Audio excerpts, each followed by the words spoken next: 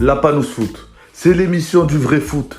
L'émission qui revient sur les dernières actualités footballistiques avec les spécialistes tarnais. Bienvenue sur La Panousse Foot. Amis du soir, bonsoir et amis du jour, bonjour si vous écoutez ce podcast.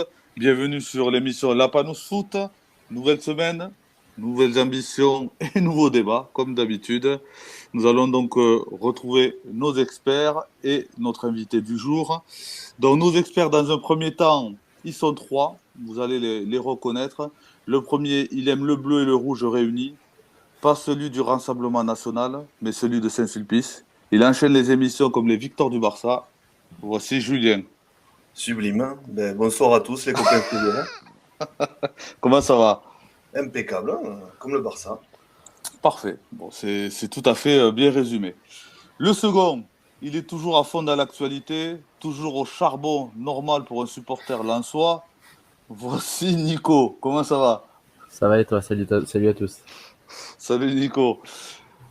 Et le meilleur pour la fin, le troisième, hein, il est de retour, car il lui a fallu un peu de temps pour récupérer de son anniversaire, parce que c'était pas celui de la sœur à Neymar, même si elle était là. Voici Geoffrey. Salut à tous, merci. J'ai dû me remettre de ma défaite au quiz, surtout ça a été compliqué psychologiquement. Oh. Entre la défaite du quiz et l'anniversaire, ça fait beaucoup. Ça fait beaucoup. Et comme d'habitude, petit clin d'œil à Radou, il veut du foot, lui qui est ultra tendu avant le déplacement du PSG au Bernabéu mercredi soir. Notre invité, c'est Monsieur Puech Fabrice, donc président du club de l'AS Perrin Rigotou, voilà, que nous avons décidé d'élire tous ensemble, tous les experts. Hein. On est 10, hein, président, club du mois, voilà, puisqu'on a eu des bons retours, donc comme je vous le disais, de votre club. Que ce soit au niveau de l'école de foot, chez les seniors, voilà. Bienvenue, président. Merci, merci à vous. Merci d'avoir accepté bien sûr l'invitation, excusez-moi. On va démarrer un petit peu avec vous directement. Monsieur Puech, vous allez un petit peu nous expliquer en quelques mots le club, quand il a été créé, les couleurs, le stade. Je vous écoute. Alors, le club de l'AS Perrin Rigotou a été et la continuité en fait de l'ASCR. L'ASCR, c'était l'ancien club de Rigotou. D'accord. Notre ancien président, en 2010, avait voulu absolument faire une fusion avec la JSPM, le Mazamet, en fait. Lors d'une fusion, eh bien, il y a des gens qui sont forcément d'accord et il y a des gens qui sont forcément contre. Il n'y a pas eu trop de débats, il y a eu un passage en force.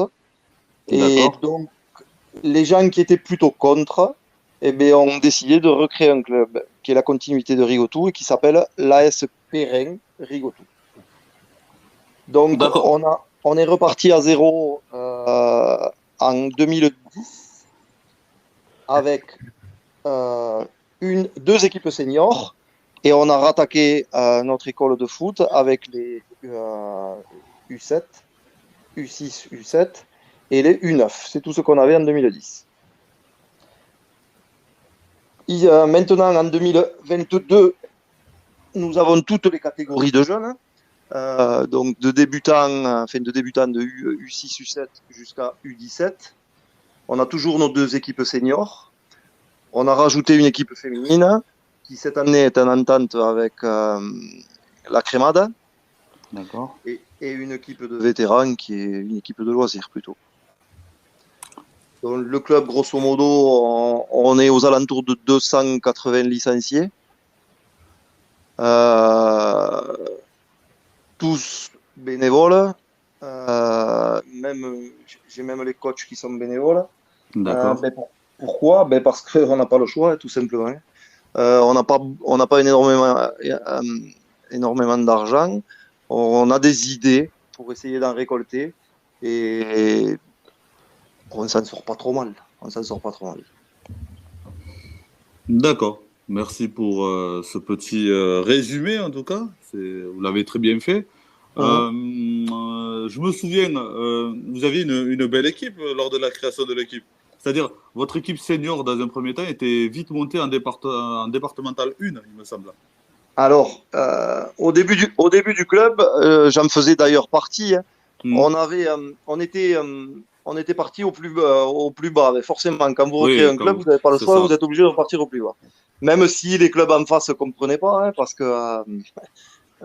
qu'on était au plus bas et forcément les premières années, on avait même des clubs qui en face de nous déclaraient forfait, notamment au retour.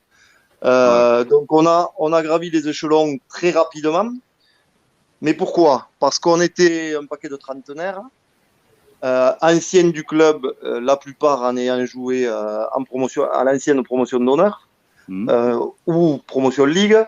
Donc forcément, au début, ça a été très facile. C'est pas que ça, si, ça a été facile. Les 2 premières années ont été plutôt simples.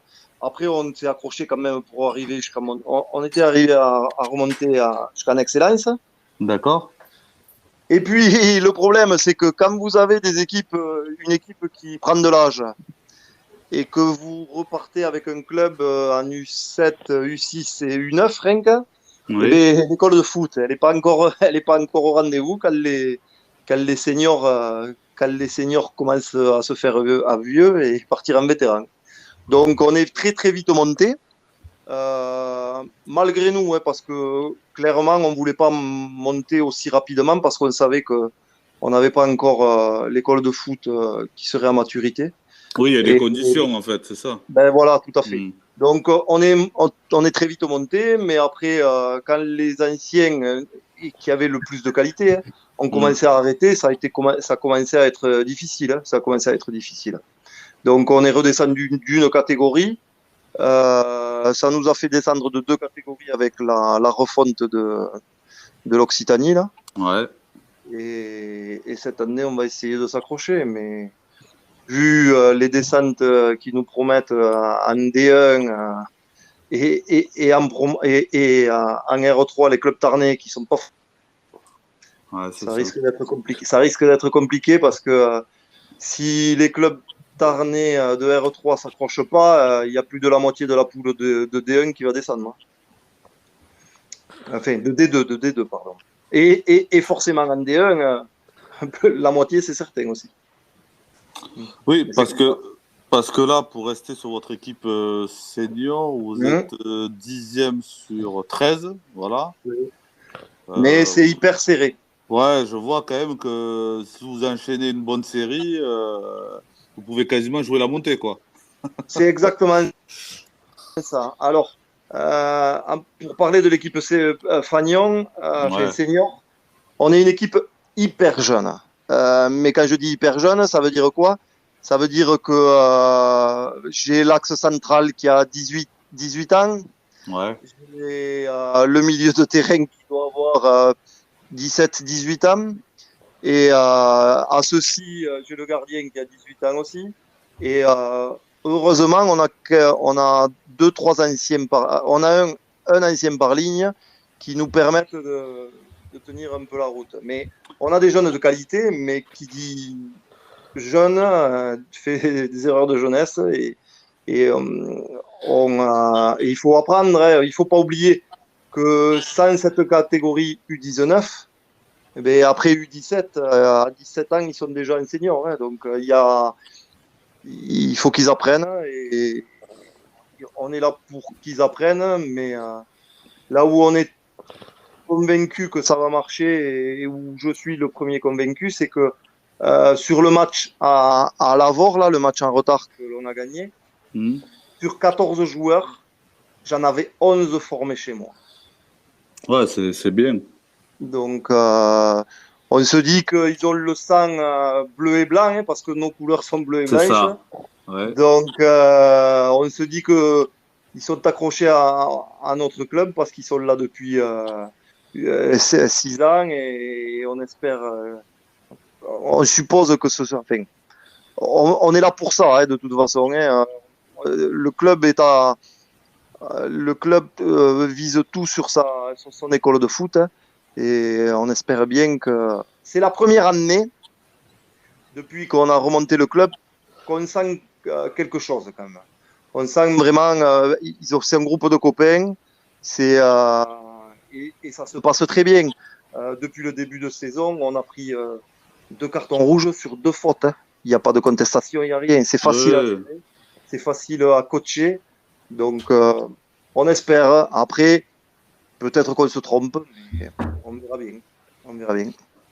Après, c'est bien que vous me détaillez tout ça, parce que vu que vous n'êtes pas très loin de Mazamet, allez, de la Bruguière aussi, je me suis dit peut-être que les jeunes, vous allez peut-être les chercher là-bas. Finalement, c'est bien d'avoir des jeunes du cru. C'est totalement ça. Et les années se passent et nous confirment dans ce qu'on pense. Tous les joueurs, ou la plupart des joueurs qui arrivent en milieu de saison et qui n'ont pas été formés chez nous, dans la plupart des cas, on a du mal à les garder. Ouais. Pas parce qu'on ne les intègre pas du tout, hein, mais parce qu'ils n'ont pas notre philosophie, ils n'ont pas la culture club que l'on veut, nous, hein. Moi, ce qui nous intéresse, l'équipe dirigeante, c'est que tous ces jeunes, même s'ils jouent en senior en équipe 1 ou en senior 2, il faut qu'ils s'intéressent à la vie du club, hein. Clairement, hein. On fait des lotos, je peux vous assurer qu'on leur est derrière pour que toute la semaine on leur est derrière pour qu'absolument le week-end ils soient présents au loto, hein. Oui, qui participent à tous les événements. C'est totalement ça. C'est totalement c'est ça. Bien. Ouais, c'est pas qu'à l'école de foot de participer, non. de participer à la vie du club, hein. Loin de là, hein. Loin de là. C'est un club familial. C'est totalement ça. C'est totalement ça. Et on espère le rester. De toute façon, mon équipe dirigeante ne restera pas si on reste pas comme ça, de toute façon, hein. Clairement, hein. En tout cas, on vous le souhaite. Est-ce que, messieurs les experts, vous êtes silencieux? Vous avez des questions ou pas, là? Non, ou est-ce qu'il a tout détaillé? Pour moi, c'est très bien. Il a très bien détaillé et mais du coup, c'est pas forcément une question, mais du coup, c'est... On t'écoute. C'est des félicitations aussi parce qu'il parle d'une équipe très jeune et qui est de gens formés au club. Donc, ça, moi, ce que je comprends dans cette réponse-là, en tout cas en tant que coach d'un club et investi dans mon club, c'est que les éducateurs qui sont en place font du bon travail. Et donc, on en a parlé avant que l'école de foot avait de bons résultats, avait de belles valeurs aussi, qui s'exportent dans tout le département et qui rayonnent un peu partout. Donc voilà, c'était surtout un petit big up aux éducateurs qui sont souvent... on parle souvent des clubs, c'est la vérité, des équipes fanions, des joueurs, etc.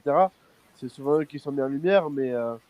les bénévoles. Mais les bénévoles, mais c'est souvent l'équipe fanion qui est mise en lumière. Et là, du coup, j'aimerais aussi en profiter pour tous les éducateurs des écoles de foot, mais en particulier du coup ceux de Perrin, là, aujourd'hui, s'ils nous écoutent, les féliciter du travail qu'ils font et surtout les inciter à continuer de faire ce qu'ils font parce qu'ils font du très très bon boulot. Ouais.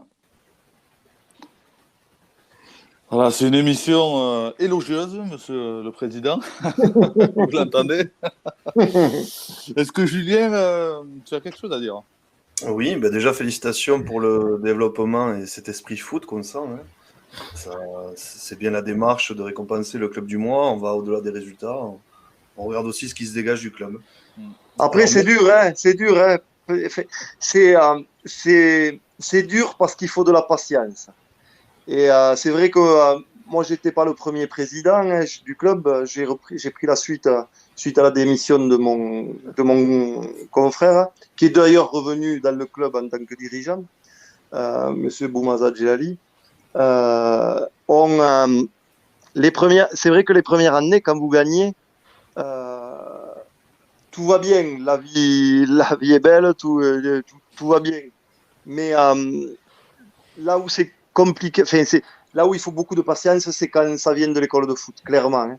C'est sûr que on n'a pas le choix, nous, hein. On n'a pas forcément d'énormes subventions, on est obligé d'être patient. Mais c'est la patience, c'est dur, hein, parce que c'est vrai que là, cette année, ça y est, on commence à récolter vraiment nos efforts de l'école de foot. Mais les autres années, on commençait bien, après on piquait du nez, on n'arrivait pas à forcément y arriver. Et je comprends, on arrive à comprendre les clubs qui perdent patience et qui cherchent à tout prix à aller recruter ailleurs pour que ça gagne et tout ça. Mais on essaie, enfin, on a fait le choix, nous, d'être patients. C'est dur, mais quand on arrive à récolter, cette année, on a les 17 ans qu'on finit premier de la phase, du district, là. Ouais. C'est une récompense incroyable parce que vraiment, ceux-là, ils sont formés chez nous. Donc, on est vraiment fiers de ça. Après, on n'est pas forcément le club le plus sexy du Tarn. Mais ça, on s'en fout, on s'en contente, nous, de ce qu'on est, et puis voilà. Le plus important, c'est que tout se passe bien, que les résultats C'est soient totalement là, ça. et C'est que totalement vous ça. restez dans une bonne ambiance dans toutes les catégories. C'est exactement ça. Et ça, je mets un point d'honneur. Tous C'est les. c'est le vrai football, comme je dis Voilà, chaque semaine, c'est le foot qu'on aime. totalement. Voilà. Ouais, tous les éducateurs sont bénévoles et je leur dis et je leur redis, ils sont pas là pour s'emmerder. S'ils ont des vies de la, de la direction du club, hein, tant On pis, est on se des... passe. Même le meilleur joueur des U9, même les meilleurs joueurs des U11, si il doit mettre le bazar dans le club, tant pis, il faut s'en passer, tant pis. C'est comme ça. Non, Mais c'est très bien. Très bonne voilà. politique. Ouais.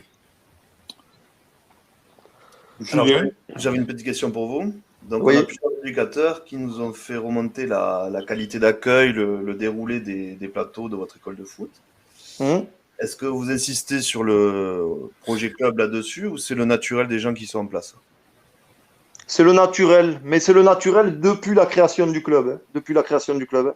En équipe senior, je ne sais pas si vous avez eu des échos aussi. On réceptionne, on essaye de faire une réception pour les équipes adverses aussi. Cette année, j'étais là contre Saint-Sulpice. Ils venaient de loin et tout ça. C'était le soir. Ils sont tous repartis avec leur sandwich au minimum et une boisson, bien évidemment. Qui ont été très appréciés. Voilà, on essaye. On essaye de le mettre en place et de le faire perdurer surtout, parce que depuis le début, on le fait depuis le début. Et franchement, dans la plupart des cas, bon, il y a quelques exceptions, hein, on est pas mal reçu en réception quand même. Les gens, les clubs apprécient. Après, c'est sûr c'est que le plus important. Ouais, c'est ça. Geoffrey, est-ce que tu as quelque chose à ajouter? Ouais, mais moi je suis toujours le petit poil à gratter qui vient un peu sur les sujets, Non, mais sur il faut y d'autres aller. sujets qui sortent un peu des sentiers, pas des sentiers battus, mais je sais qu'il y a aussi pas mal dans un auditeur, et il y a pas mal d'auditrices. Et du coup, on a vraiment beaucoup loué, beaucoup mis en avant l'école de foot que vous avez et l'équipe Fagnon Senior. Mais j'aimerais aller dans le foot féminin un peu, où il y a quelques années, vous étiez quand même à un très bon niveau régional chez les féminines. Et là, il y a eu comme tout le monde, il y a des difficultés, je pense, à développer ça aussi. Et vous vous retrouvez à devoir faire une entente avec la Crémade, je crois, pour pouvoir avoir assez de joueuses. Quelle est la place du coup du foot chez vous à Perrin et les ambitions qu'il y a? Alors le foot féminin, l'entente cette année avec la Crémade était indispensable. De toute façon, sinon on pouvait repartir, la Crémade aussi. Sauf qu'on repartait sur du foot à 8 avec 4 équipes dans le Tarn. Donc un grand championnat en perspective. Donc la Crémade était ils ont un peu la même philosophie que nous, donc on n'a pas vu d'inconvénient à faire une entente avec eux. Après, là où c'est un peu plus compliqué pour nous, notamment au niveau du foot féminin, c'est qu'il y a un gros club féminin pas très très loin de chez nous. C'est ça. Donc on a des filles dans toutes les catégories de jeunes, il n'y a pas de souci. Le souci, c'est qu'arrivé à 15 ans, si vous les avez pas, si vous n'avez pas assez pour faire une équipe, eh bien, elles s'en vont à l'US Montagne Noire, juste à côté, Oui, oui. où ils ont toutes les catégories. Après, ça ne nous empêche pas cette année quand même d'avoir une catégorie U17 à 8. L'inconvénient, c'est qu'il n'y a que 2 clubs dans le Tarn qui ont cette catégorie. Donc, c'est pas simple. Clairement, c'est pas simple le foot féminin. Moi, je pense que elle pensait avec la Coupe du Monde là prendre le bon virage et je sais pas si c'est le fait qu'elle l'ait pas gagné ou quoi. C'est un peu, il n'y a pas eu la dynamique qu'il aurait dû y avoir. Clairement. Après, on en a dans toutes les catégories, chez les petits et tout ça. Mais le problème, c'est qu'à un certain âge, eh ben, c'est fini. Elle ne peut plus jouer avec les garçons. Donc, soit vous avez l'équipe, Ouais. soit elles vont à côté. Et à côté, ils font plutôt. Ils tournent pas trop mal d'ailleurs. Hein, Ah l'US oui, Montagne tout à fait. Noire. Ouais. Donc, si on n'y va pas. Au bout d'un moment, on ne peut pas s'opposer à quelqu'un qui joue au foot, hein, bien au contraire. Ah non, bien sûr. Non, mais c'était juste, voilà, c'était comme je sais Ouais. que vous aviez Mais c'est l'équipe compliqué, hein. à bon niveau et c'est Ouais. dire, est-ce que Bon, du on a- coup, est-ce que ça avait été peut-être un peu, entre guillemets, mis de côté pour restructurer le club chez les garçons ou est-ce que c'est vraiment des Non, du difficultés tout, du qu'il y a tout. eu, Du tout. Bon, on a le coach qui est parti. Le club, au niveau de la. On a le coach qui est parti une année où on s'était sauvé en régional. Il a décidé de partir pour s'occuper de seniors ailleurs. On n'a pas, enfin, on n'a pas de moyens de toute façon de le retenir. Hein, donc, il a décidé de partir. Il est parti. les gens qui veulent partir, il faut laisser partir. Totalement. Et le problème, c'est qu'il a. Appeler les filles. Voilà. Même si il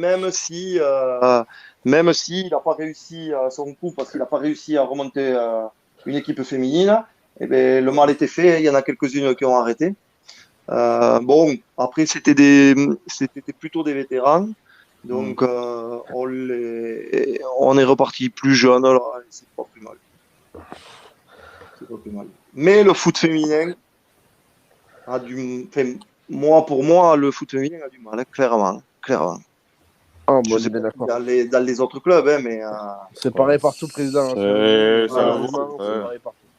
ouais, c'est pareil partout. Il n'y a pas eu cette dynamique là. Il y a pas, je sais pas. Et au niveau de l'arbitrage, est-ce que vous sensibilisez les joueurs, les personnes au club, ou est-ce qu'il y a un référent arbitre dans votre club qui en parle? Alors, il n'y a pas de référent arbitre dans le club.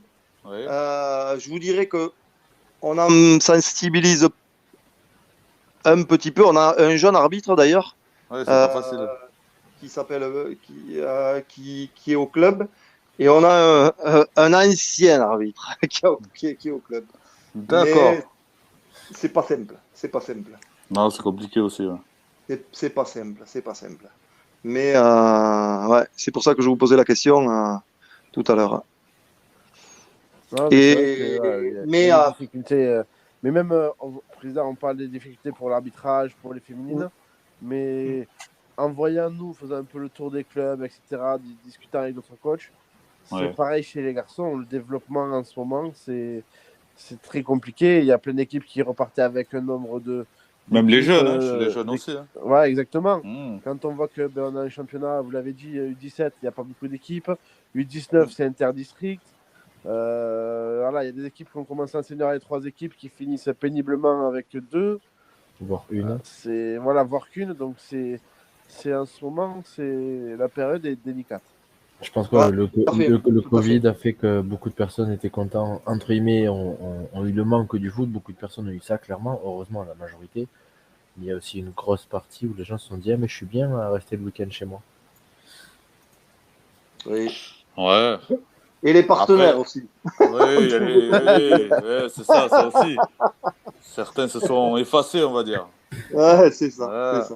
Après, vous savez, moi, à la fin du Covid, enfin à la fin d'année dernière, j'ai fait une réunion. J'ai la chance d'être un président où j'ai pas un éducateur qui a arrêté. pas incroyable. J'ai pas un éducateur qui a arrêté et on n'a pas perdu d'effectifs. Parfait. On n'a pas perdu d'effectifs. Encore cette année, en début de saison, parce que ce qu'il faut qu'on dise aussi, c'est que en début de saison, chaque année, on refuse des jeunes. Mais on les refuse pourquoi? On veut pas, c'est pas qu'on veut pas les prendre, c'est que faire de nombre et pas le faire comme il faut. Et au bout d'un moment, ça sert à rien. On crée des frustrations. Les petits peuvent pas jouer parce qu'il y a trop de monde dans la catégorie. Au bout d'un moment, il faut accepter de dire stop. Et puis voilà, hein, malheureusement, mais c'est comme ça. C'est comme ça. C'est les clubs à côté qui sont contents parce qu'ils récupèrent du coup des. Après, peut-être qu'avec la fin du pass sanitaire, enfin du pass vaccinal plutôt, des joueurs reviennent. Ouais, peut-être. Il y a ça aussi, ouais. Ouais, peut-être. Ouais, sur les catégories U15, U17. C'est vrai que cette catégorie U19 en interdistrict là. Ouais. Enfin, je sais pas ce que vous en pensez vous, mais c'est compliqué, hein, c'est compliqué. Parce que quand vous leur dites on y va, oui, il n'y a pas de problème. Sauf que quand il faut traverser tout le département, aller dans un département à côté, il y a un peu moins de volontaires. Ça doit pas être facile, j'avoue. Ouais, c'est ça. Est-ce que vous avez d'autres questions, monsieur l'expert? Non. Moi, j'en ai une, ouais. Ouais, Julien, je t'écoute. Je voudrais revenir sur les U17, là. Donc, vous allez attaquer la phase territoire. Donc, ça va être intéressant. Vous allez rencontrer des clubs aveyronnais de qualité, comme la Primov et compagnie. Qu'est-ce que vous avez comme ambition, là, sur cette deuxième phase, hein, avec vos 17? On va prendre match après match. Sachant que je crois que les deux premiers peuvent être qualifiés pour l'année prochaine en U19 régional, je crois. Hein. Je sais pas. Et puis, ils m'en ont parlé, les éducateurs en ont parlé à mon responsable d'école de foot. Là. Donc, on va prendre match après match. On va pas s'enflammer. Hein. On n'a pas gagné la Coupe du Monde, loin de là. On est content des résultats qu'on a eus, mais on s'en doute. Enfin, on s'en doutait. On savait qu'on avait de la qualité dans cette catégorie, ça on le savait. Maintenant, ça va être notre football là. Ah, totalement. Et puis quand on dit, la Primov, je crois ils sont quoi, R1 ou R2. On n'est pas dans la même catégorie là. Hein, on n'est pas dans la même. Non, c'est notre standing. Ouais. Donc c'est bien. Là où c'est bien, c'est qu'ils vont rencontrer d'autres joueurs complètement. Ouais. Et ça, c'est à deux, c'est quand même une bonne chose. Et puis on verra. On se met pas d'énormes ambitions. On va essayer d'accrocher un maximum de victoires et on verra bien. Ouais, la Primov, ils ont l'équipe 1 en R2 et la 2 en R3. Ouais, voilà. Donc, ok, ouais. C'est plutôt pas mal. Ouais, et ils récupèrent tous les jeunes qui sortent de Rodez. Ouais, de Rodez, ouais. Oui, parce qu'on en a un qui a été formé chez nous et qui joue à la Primov. Théo Zekbab, là, qui était gardien, là. Pareil, lui, il était en. Rodez l'a pas gardé, donc il a fini. Là, il est blessé, il s'est fait opérer, là, mais sinon, il était à la Primov. En général, il finit soit à la Primov, à Aulnay ou à Bassin-Aveyron. C'est ça. En tout cas, si vous accompagnez vos jeunes à la Primov, vous trouverez un président qui a le même état d'esprit que vous et je pense que vous passerez un bon moment. Et puis, la Primov, ils ont de super installations, je crois. Ah, oui. C'est autre chose. Ouais. Ça va être bien. Bon, vous aussi, hein, pas mal. Hein. Oui, le terrain on progresse, est très bien. on progresse. La qualité du terrain est là, il y a de quoi faire. Hein. On progresse. C'est pas encore ce qu'on voudrait, mais on progresse. En tout cas, on vous le souhaite, président. Ouais, tout à fait. Après, on est dans un village de 2500 habitants, hein, donc on va pas. 2500 habitants, 286 licenciés. C'est pas trop mal. Ouais, ça va. On n'a pas un monsieur statistique avec nous, mais c'est pas mal. C'est pas trop mal. Messieurs les experts, est-ce que vous avez des questions? Non. Non. La dernière question. La dernière, elle est toujours pour Geoffrey. Hein. C'est toujours. Qu'est-ce qu'on peut vous souhaiter pour l'avenir proche et un peu plus lointain, président? À l'avenir proche, j'aimerais qu'on arrive à se sauver avec l'équipe première quand même. Même si ces nouvelles générations sont déconcertantes parce que avant d'aller à l'Avor, on était dernier du championnat. Ouais. Et tous ils nous parlaient de la saison prochaine. Hein. Ce qui est décontenant, quand vous êtes président ou entraîneur, ces nouvelles générations ils n'ont pas une énorme pression. Tant mieux à la limite parce qu'ils le vivent vraiment bien. Si on peut arriver à se sauver, ce serait bien parce que ça nous permettrait de gagner 1 an, voire 2 ans. Hein. Maintenant, que la fin de saison se passe bien déjà. Et après, qu'on continue à fonctionner comme on fonctionne. De toute façon, si on ne fonctionnait pas comme ça, je partirai le premier et mon équipe dirigeante aussi. Hein, donc, on va essayer un peu plus loin. Pour pouvoir un peu plus loin, on essaiera.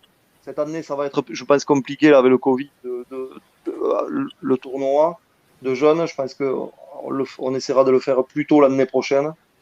Et puis vous, voilà. vous avez un tournoi, c'est ça habituel chaque année? Ouais, ça fait. Bon, avec l'année dernière, avec le Covid, on l'a pas fait. Et cette année, ça semble compliqué parce qu'un tournoi, si vous le préparez pas très tôt, c'est compliqué. Alors, on a eu l'idée d'en faire un sur une catégorie, mais pourquoi une et pas les autres? Donc, après, ça demande plus de moyens. Après, ouais, c'est ça. Mais c'est vrai que, comme vous disiez tous là, il y a beaucoup de clubs enfin, c'est compliqué, hein, c'est compliqué. Ah ben ça oui, hein, C'est compliqué. on fait le tour des stades tous les week-ends et voilà, on apprend malheureusement des choses inquiétantes pour le foot tarnais, voilà. On y est, et pour notre part, pour la plupart d'entre nous, on est au quotidien aussi dans nos clubs. C'est ça. On y est aussi tous les jours, donc on sait ce que c'est. Après, c'est vrai qu'il y en a beaucoup qui nous comparent à l'Aveyron, sauf que l'Aveyron, le rugby est inexistant.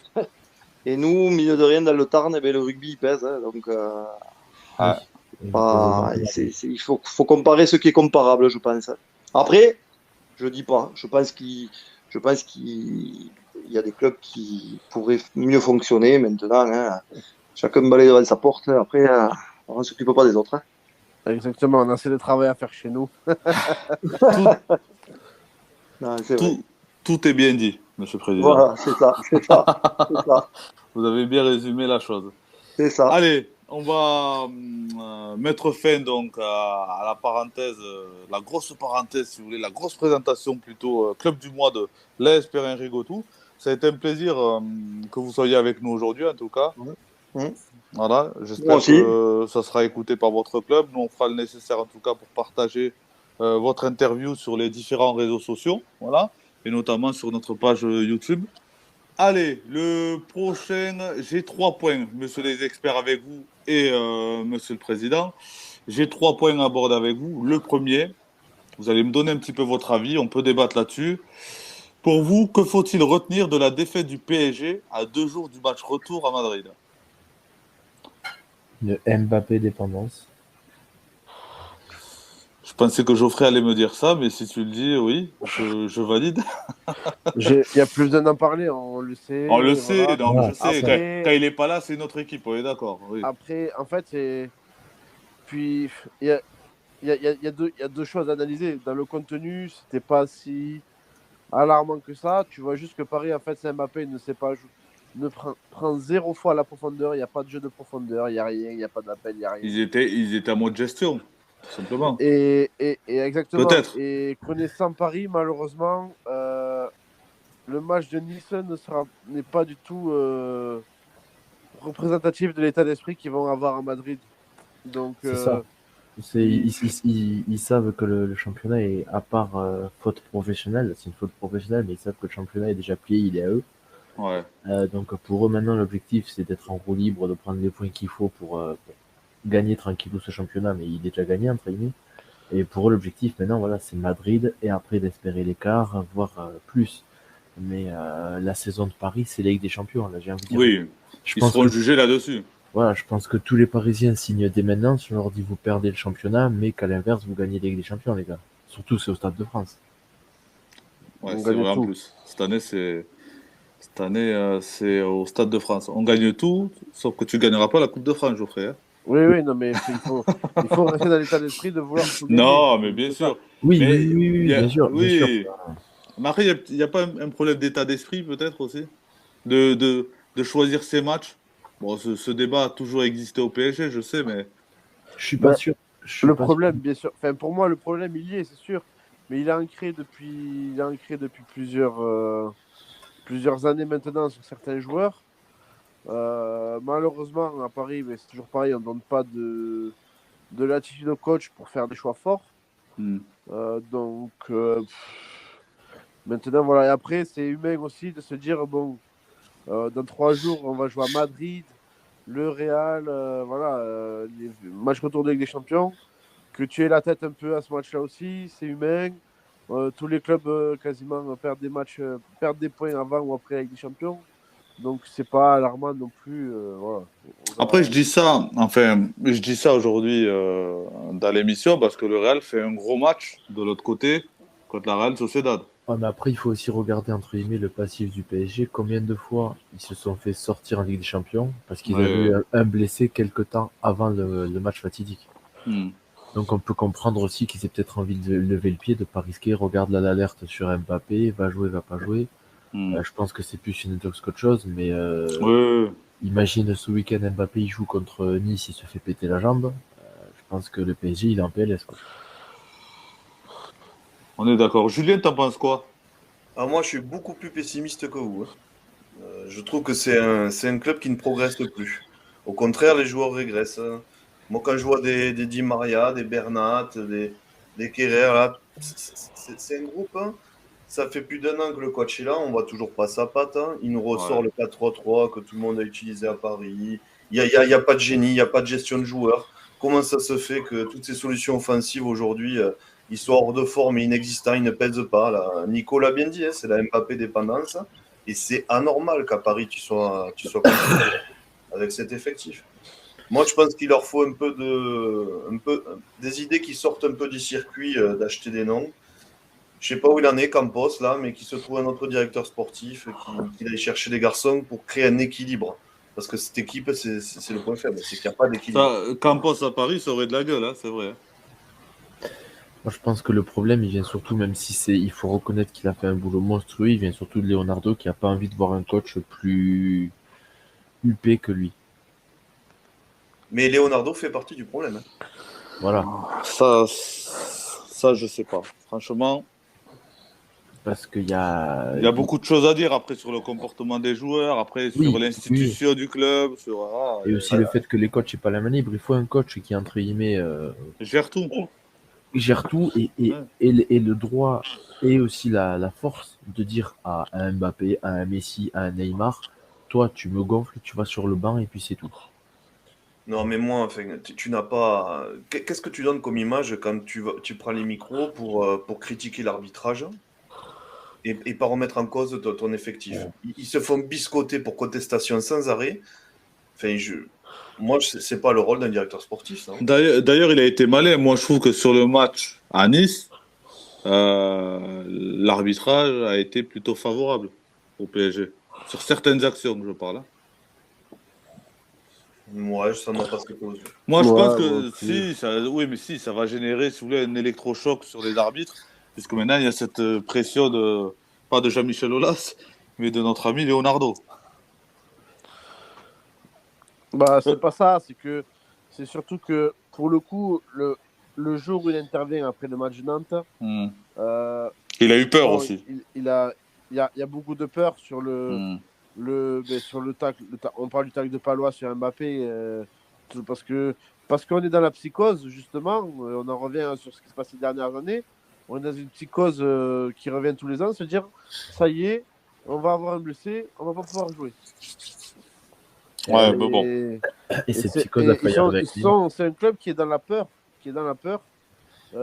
constante de se dire, les matchs arrivent, si on a le blessé, on est cuit.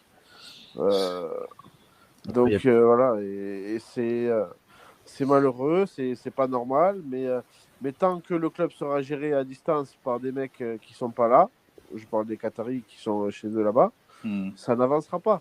Et tant que tu imposeras au coach en place, ben lui il doit jouer parce qu'il vend les maillots, patati patata, et que le sportif ça passe au second degré. Ouais. Mais parce que pourquoi? Mais parce que tu as quand même des résultats.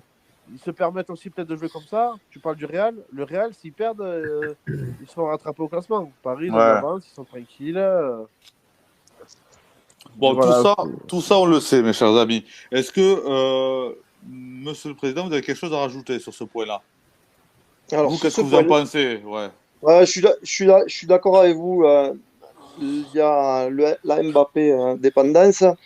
Mais moi, je voudrais quand même qu'on relève quand même le travail, pas exceptionnel, mais il faut reconnaître quand même que ce Galtier est un sacré entraîneur, quand même, hein. Ah oui, ça Parce c'est sûr. que il faut pas oublier quand même hein, qu'il les sort en Coupe de France, c'est lui qui les sort au Ouais. penalty, au parc. Hmm. Que l'année dernière, avec Lille, bon, même s'il y avait le travail exceptionnel de Campos en directeur Ouais, c'est technique, vrai. comme on en a parlé, hein, mais l'année dernière avec Lille, il les empêche d'être champions. Je crois que l'année dernière, il perd pas hein, contre Paris en championnat. Je sais pas s'il gagne pas au parc et qu'il les bat, il les bat aussi. Là. Il gagne au parc, je m'en souviens. Il gagne au parc et je crois que. Je pense qu'ils en perdent au moins d'un. Je pense qu'ils en perdent au moins Mais parce que là, justement, j'ai vu qu'ils révélaient que Nice était la première équipe à pas avoir perdu une seule fois dans l'année contre Paris depuis Ouais. le début de l'ère C'est Qatari. ça, c'est ça. Mais je sais qu'au parc, c'est Jonathan David qui avait marqué, il avait gagné 1-0, je m'en souviens. Non, Ah, donc, faut reconnaître que ce Galtier fait un sacré travail à Nice et Partout où il bravo à passe. lui, bravo à lui. Ouais. Bon, Mais après, les gars, on se détend, hein, c'est pas le meilleur entraîneur français. Non, il y a S d'abord. Non, il y a Jean-Marc Furlan, oh, s'il vous plaît. Non, mais après, en tout sérieux, ça peut être intéressant Non, mais de très faire un fort. débat entre lui et justement un autre Français qui est vraiment au top, voire même deux autres Français, Deschamps et Zidane. c'était pas du tout les mêmes philosophies. Ouais. Ouais, c'est Voilà, pas pareil. ça hein. peut Mais, être intéressant de faire un comparatif. le- C'est les trois meilleurs en France pour l'instant, je pense. Moi, le bon thermomètre de Galtier, je trouve, du bien qu'il fait sur ce groupe, c'est le petit Kluivert. C'est clair. Avant lui, il sert à rien. Mm. Là, aujourd'hui, il est métamorphosé. Il est décisif. Il fait progresser tout le temps ses joueurs. Mais il l'a fait dans tous les clubs qu'il a eu. Hein. Mais tu le vois, Lille, c'est plus trop ça. Pourtant, l'effectif n'a pas trop bougé. Tu vois, Lille, c'est pas trop ça. Hein, Non. depuis son départ. Et puis, garder tout le monde concerné. Quand tu vois qu'il fait rentrer Delors, c'est un mort de faim.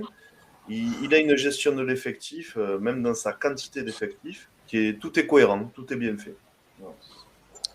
Allez. Après, pareil, Nice reste aussi un club qui monte quand même aussi depuis quelques années. Oui, après, il y a le fond qui est là derrière. Il y a la team Ineos. Vous savez ce que c'est comme groupe Ineos. Voilà. Donc, il y a un très gros projet derrière. Et je pense que Nice va jouer très, très bientôt les premiers rôles en Ligue 1. Voilà. Ben, on leur souhaite parce qu'ils travaillent bien après. Hein. Il y a de quoi faire. Ils brûlent pas les étapes, ils avancent petit à petit. Donc, Il y a de quoi c'est faire. un club qui travaille bien. Il y a des moyens, mais ils travaillent bien. Ils font pas n'importe quoi. Allez, on se déplace vite, un petit peu à côté de Nice. Allons tout de suite du côté de Marseille. Marseille, ouais, là c'est plus compliqué parce qu'il y a pas mal de choses à dire. Est-ce que pour vous, Marseille a dit adieu au podium ou pas? Non, ils y sont encore. Ils y sont encore, mais pour Donc, la fin de saison. Je sais qu'il y avait pas mal d'experts qui voyaient aller Marseille sur le podium. Là, est-ce que le discours est le même? Ben, Votre discours. Ouais, Farid, on en a parlé tous les deux en off il y a, Oui, non, il y mais a je quelques sais. semaines où je t'ai dit que je revoyais ma position. Il y a quelques semaines et il y a quelques jours. Il y a Ouais, une semaine. Allez. Ouais, il y a un peu plus d'une semaine. Allez. Où je te disais que je les voyais s'effondrer, enfin pas s'effondrer, mais je les voyais baisser le pied, prendre moins de points. Non, mais c'est le groupe. Et- Le groupe ne vit pas bien. Ça, il y a des tensions dans le club. Et c'est ce qui peut faire capoter la fin de saison à Marseille. Et il y aura toujours des tensions à l'OM. C'est un club C'est à un part. club particulier. Ouais, c'est ça. Après, c'est dommage pour Sampaoli parce que pour une fois, il avait fait une tactique cohérente. C'est là où il n'a pas été payé. J'ai pas dit les Ouais. choses. Moi, Pas le dit- seul. voilà. Tu parles de Sampaoli. Tu sais, j'ai noté un truc aujourd'hui. Depuis qu'il est là, depuis sa prise de fonction, toi, Julien, toi qui es coach, avec Geoffrey, vous allez pouvoir me dire ce que vous en pensez. Il a utilisé, sur 51 matchs, 42 11 de départ différents. Vous imaginez? C'est quelque chose. Il prend des produits, c'est pas possible. C'est incroyable. C'est jamais les mêmes joueurs, la même équipe, ils tentent tout un nouveau truc. Voilà. Non, mais sur ce match-là, honnêtement, c'est un peu dur pour l'OM parce que dans le contenu. Non, oui, il faut un gros match. Oui. En première Et- mi-temps, ouais.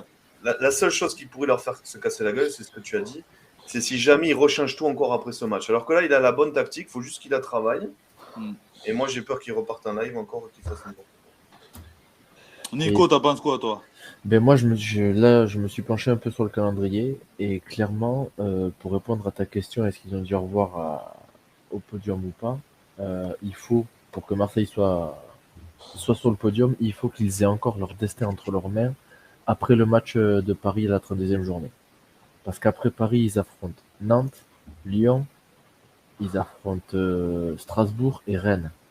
Donc c'est entre guillemets que des finales pour les places européennes. Donc après Paris, il faut qu'ils soient encore sur le podium, sinon c'est foutu. Et imagine s'ils vont loin en coupe consolante, là, j'ai oublié le nom. En Conference League. C'est ça, en Conference League. Donc, Allez, ouais. on était là, bam. Ouais. C'est pas consolante, c'est super consolante. Hein. Super ouais, merci. Merci, président. Vous, qu'est-ce que vous en pensez là de l'OM? J'en pense que je suis un supporter marseillais et que. Ah, en plus. Oh là Et là. que, Pourquoi l'inviter? Non, s'il vous plaît, allez, l'OM. et que patience et Marseille, ça rime pas. Donc, Ouais, mais c'est ça. Est-ce que vous êtes pro Sampaoli ou anti Sampaoli? je suis.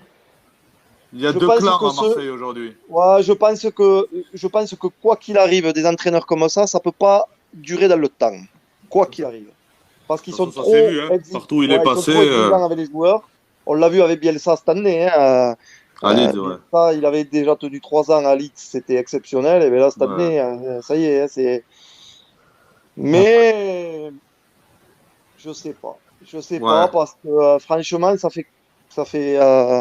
Après, deux Rennes mois. revient bien. On n'en parle pas, mais Rennes revient bien. Ils sont Ouais. juste derrière Marseille. Et je pense Le qu'ils problème, ont c'est une carte à jouer. Ouais, et puis il y en a pas qu'un hein, qui est pas loin. Hein. Il y en a Oui, pas qu'un. enfin, Strasbourg, le reste est un peu plus loin après. Ouais, ouais. Après, Et je vois plus solide Nice. Ouais. oui, Nice, c'est podium sur certain. Surtout que Nice, ils ont un seul match Ils ont par joué semaine. Paris. En plus, ils ont joué Paris. Ils ont joué Paris, ils ont un match par semaine. Tandis que Marseille et Rennes, ils sont encore européens. C'est ça. Oui, Monaco, Lyon aussi. C'est Donc, ça. je pense que d'ici un mois, on va y voir un peu plus clair. Après, l'avantage, on va dire, de Marseille, bon, ils font pas forcément mieux, mais c'est quand on voit Lyon, c'est très très irrégulier, Monaco aussi. Il n'y a que Rennes qui peut vraiment leur faire peur, voire Nantes. Faut pas les oublier, Nantes, ils reviennent très très bien. Donc, faut voir. Et après, pour revenir sur les propos du président par rapport à Bielsa, qui a duré entre guillemets que 3 ans, je pense qu'on peut compter sur les doigts des deux mains le nombre d'entraîneurs, ne serait-ce qu'en France, qui ont duré 3 ans déjà. Ah, totalement, totalement. Donc maintenant, c'est du consommable, les entraîneurs. Et après, Patience et Marseille, il faut qu'il y ait Patience et Marseille au moins cette année, parce qu'il y a eu énormément de changements à Marseille cette année. Et ils ne peuvent pas espérer être... Mais les supporters ont la mémoire courte, parce qu'il y a eu plus de 11 départs la saison dernière à Marseille. Voilà, c'est ça. Il a fallu reconstruire un effectif entier. Et les voir aujourd'hui 3e du championnat avec un effectif totalement remanié, c'est pas mal quand même. Hein. On parlait de Mbappé dépendance, je pense qu'il y a une petite aussi Payet dépendance du côté de Marseille. Ouais, c'est vrai que dès qu'il est en forme, automatiquement, Ouais, il tire Payet, le groupe vers le haut. Ouais, Payet et Guendouzi, là, qui est moins bien aussi en ce moment. Ouais, c'est ça. Ouais. Ouais. Ouais. Mais Allez, On clôt le débat Marseille, hein, parce que sinon on va parler de Marseille à chaque podcast. Et on va dire qu'on est pro Marseille, même si, même aussi au niveau. Geoffrey, non, mais moi au niveau du cœur, oui. Et le président de Perrin aussi, voilà. On est deux. Allez, le troisième débat par rapport à cette Ligue 1, parce qu'on ne va pas revenir sur tous les résultats. Je fais que des points. Pour vous, où va Bordeaux? En Ligue 2. En National 3. Bon, il y a soit la Ligue 2, soit la National 3. C'est pour ça que je vous dis ça. S'il y a Ligue 2, il y aura National 3. Parce qu'ils ont un président qui n'a pas d'argent. Ouais. Qui achète les clubs avec l'argent des autres. Il a fait des prêts un peu partout, ouais, je sais. C'est ça. Et s'ils descendent dans des deux, les gens vont se désengager. Et moi, j'ai peur pour eux. J'ai peur pour eux, clairement. C'est un club mythique du championnat, quand même. Et... Ouais, mais ils peuvent se faire acheter derrière parce qu'il y a plein d'investisseurs étrangers qui sont à l'affût de la Ligue 2, justement parce que la valeur des clubs chute. Et c'est pour ça que le TFC a été racheté. Moi, il va aller en Ligue 2, mais ça va changer. Il ne va pas rester l'autre. On va dire le gros défaut. Moi, je pense notamment quand on voit ce qu'a fait Gérard Lopez à Lille, c'est qu'il est arrivé trop tard, dans un club qui était déjà groggy. Ouais, puis il est arrivé sans Campos, surtout. Oui. Mine de rien, je serais curieux de regarder depuis combien de temps Bordeaux végète.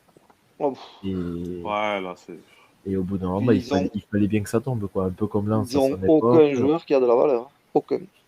Si, le Coréen. Ouais, c'est tout. Désolé de l'appeler comme ça, mais Wang, là, ouais. Moi, il y a le petit Adli, il est sauvable. Adli, ouais, aussi pas mal, j'avoue, mais voilà. Ça a déjà été vendu avant, c'est ça l'inconvénient de Bordeaux, c'est que ça a déjà été vendu avant de tomber en Ligue 2. Beaucoup de gros clubs, de grosses institutions de football de Ligue 1 qui sont tombés en Ligue 2 ont réussi à se sauver parce qu'ils avaient des joueurs bankable. Je pensais à Nantes, à Lens, à Toulouse. Ça leur a permis de rester à flot. Bordeaux, après, c'est tellement serré en bas, il y a un championnat à 5 ou 6 équipes, tu vois, derrière. Donc, ouais, mais Bordeaux, ça a déjà fait. Mais ils ont des clubs qui luttent avec eux qui ont l'habitude de jouer le maintien, pas Bordeaux. Voilà, exactement, il y a ça aussi. On l'a vu ce week-end contre 3. Et Bordeaux a déjà 3 points de retard sur le premier non relégable tout court. Oui. Ouais, puis ils ont la malchance. Tu vois bien que le pauvre Poussin, là. Oui, voilà. On parlait de Petkovic la semaine dernière, mais là, Poussin, le pauvre. Voilà. Et dimanche, ils vont à Paris. Ouais, c'est ça. Parfait. C'est ça. Là, il faut réagir. Un dimanche à 13h en plus, je vois. Donc, il y a de quoi surprendre le PSG à 13h. Non. Je suis trop confiant, non. La plus mauvaise défense des 5 champions. Hein. Ouais. Non, parce que Paris sort quand même d'une défaite. Et même s'ils ont quand même un très beau matelas et qu'ils sont censés être champions, voilà, il y a quand même Nice derrière. Donc, mais s'il faut une grosse perf à Madrid, tu vois.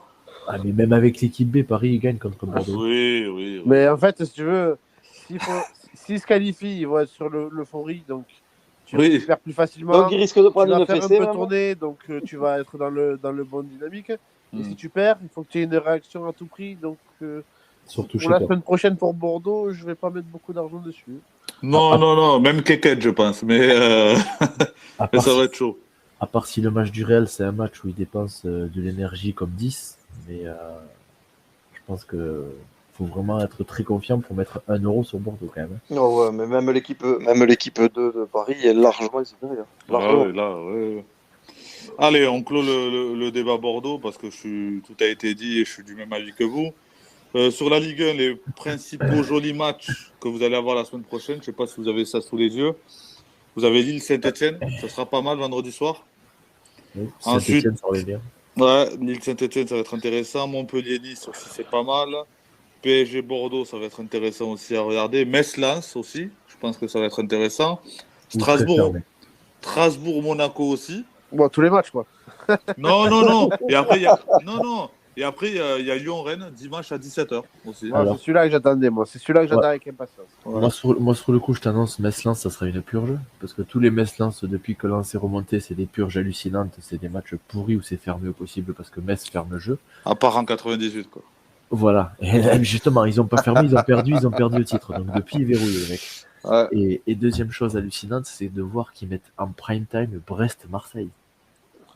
Et parce que, vous savez, l'affluence des Il matchs peut être de surprenant l'OM. ce match, hein, Brest-Marseille.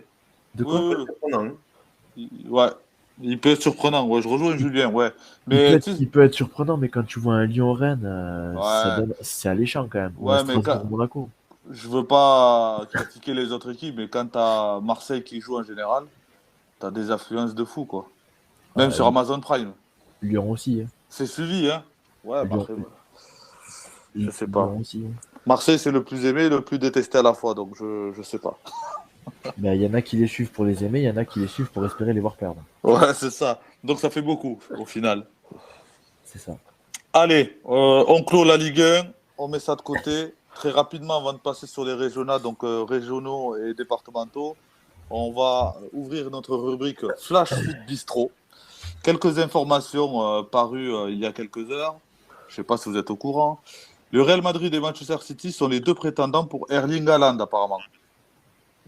Donc si le Real veut Mbappé et Haaland en même temps, ils vont casser la tirelire. On en a déjà parlé, je sais, un précédent podcast. Mais est-ce que vous voyez Haaland et Mbappé ensemble à Madrid? Pourquoi pas, surtout si Mbappé, s'ils ont réussi à avoir déjà un pré-contrat avec Mbappé, il aurait gratos. Donc ils auraient juste à payer entre guillemets que le contrat. Ouais, ça ferait une grosse prime à la signature. Oui, Il arrive, mais ouais. c'est différent de s'ils avaient dû Oui. aligner 100 millions sur la table quand même. Et surtout que le Real n'a pas recruté depuis quelques saisons et a fait des économies aussi. Donc, Et surtout qu'il peut le fair play financier européen, c'est un lointain souvenir. Donc maintenant, ils peuvent se donner à cœur joie. surtout les clubs espagnols. Voilà. Ensuite, Fede Valverde, qui avait la grippe, il a repris l'entraînement collectif aujourd'hui. Pareil, hein. Toni Kroos, incertain pour le match au PSG. Il est touché à l'ischio-jambier. Comme Lyon-Paris qui sera là, Toni Kroos. Il sera là. On sera là, bien sûr. Après, le plus important en milieu sera quand même pas là, c'est Casemiro quand on voit le match aller. Ouais, mais Valverde, je pense qu'il le remplacera bien, je pense. Dans l'activité et tout, Parce qu'au je match sais aller, pas. au match aller, il n'y a pas Casemiro, ça finit par 1-0. Ouais, non, je pense aussi. Ouais. Sergio Ramos, qui était absent de l'entraînement collectif ce matin avec le PSG, Ander Herrera aussi, sont tous les deux donc forfaits pour le match de mercredi apparemment. Quelle surprise! Ah, Ramos, c'est pas possible. le mollet, les gars, je vous l'ai dit, c'est dangereux.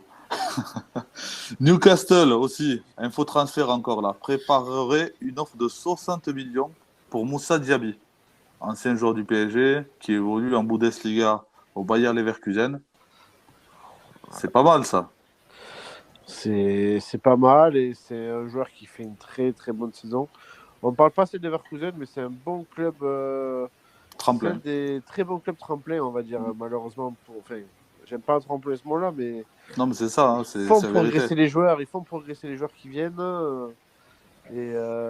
Et encore une pépite du PSG Mais qui est là, partie un peu trop tôt. je veux pas te mentir, moi je suis un mec qui suit énormément la Bundesliga et je peux te dire que là, il y a 5-6 joueurs Leverkusen, l'année prochaine, ils y seront plus. Ah ben, C'est... ouais, d'accord. Ils ont Après, des cracks, c'est incroyable. sur le coup, moi, je suis pas du tout la Bundesliga. Mhm. Quand on sait quand même que le prix des transferts a largement chuté avec le Covid, est-ce que 60 millions, ça fait pas beaucoup pour lui? Est-ce qu'à 60 millions, il peut pas y avoir mieux? Je pose une question comme ça. Alors, Je sais pas. Après c'est pour le moment, c'est le Time qui dit ça. Mais là, je sais pas. Ils ont mis une clause à 100 millions, je crois. Le Bayer, Leverkusen? Ouais.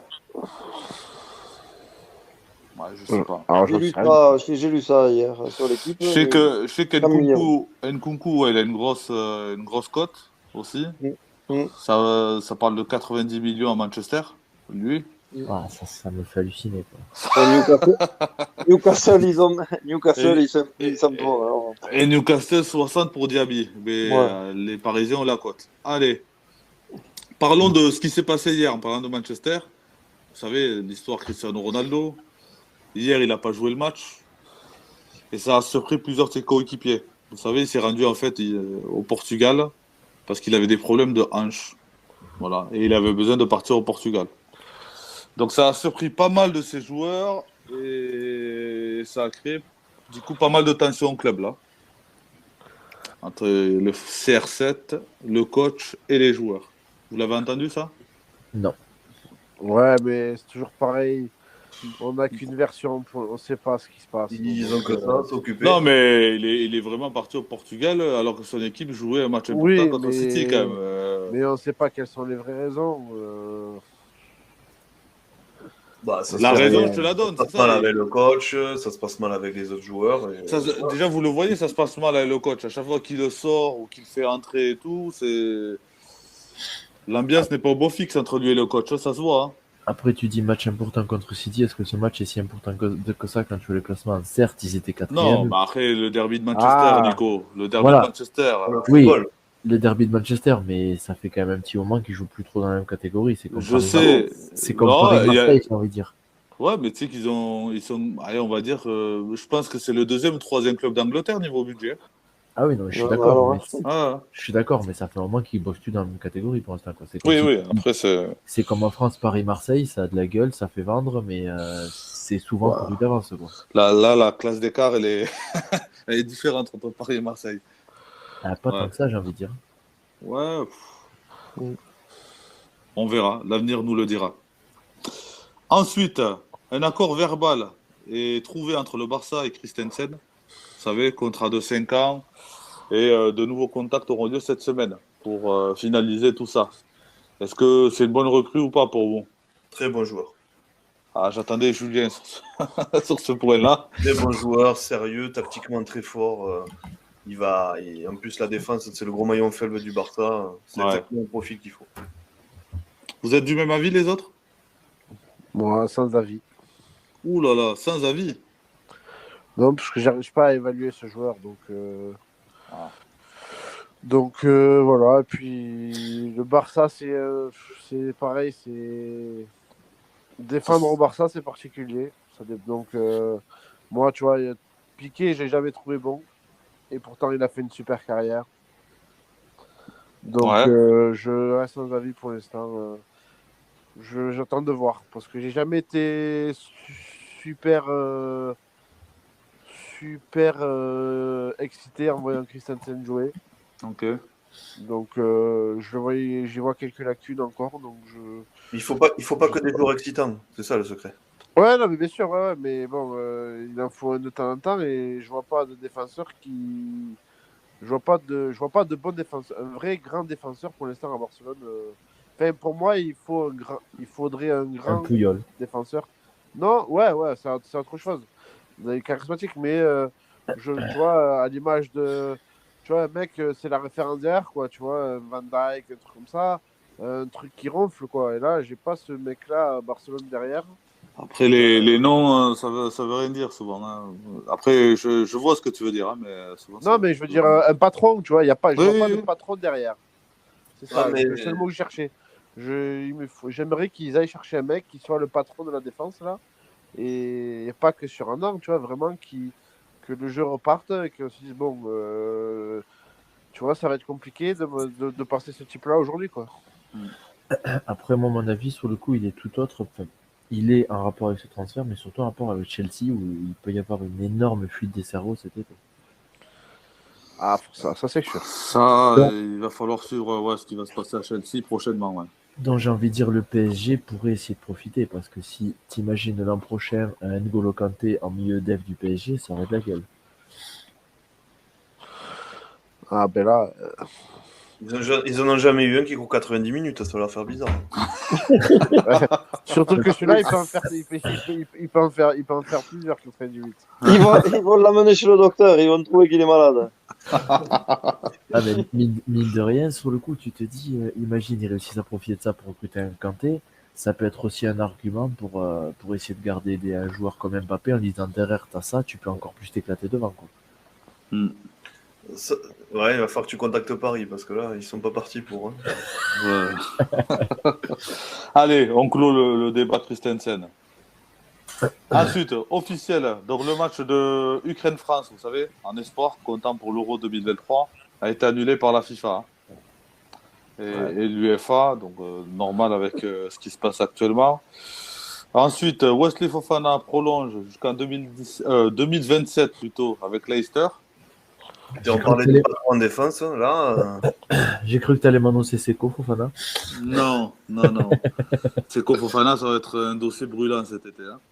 C'est pas le seul. Ouais. Ensuite, tout va bien à Marseille, hein, plus belle la vie le dit. Et non, car Milik a demandé à quitter l'OM si Sampaoli était maintenu à l'OM l'année prochaine. C'était sûr. Là, ça va être un bordel pas possible, les gars. Je vous l'ai dit, quand je vous dis tout à l'heure, Marseille, ça chauffe. Mais là, Milik a annoncé ça là, en fin de journée, qui demandera à quitter l'OM l'année prochaine si c'est toujours Sampaoli le coach. Après, il l'a fait un peu tourner en bourrique aussi. Il l'a recruté comme étant son attaquant en vedette, il le fait tourner en bourrique. Donc, Non, mais il le fait jouer des miettes, quoi.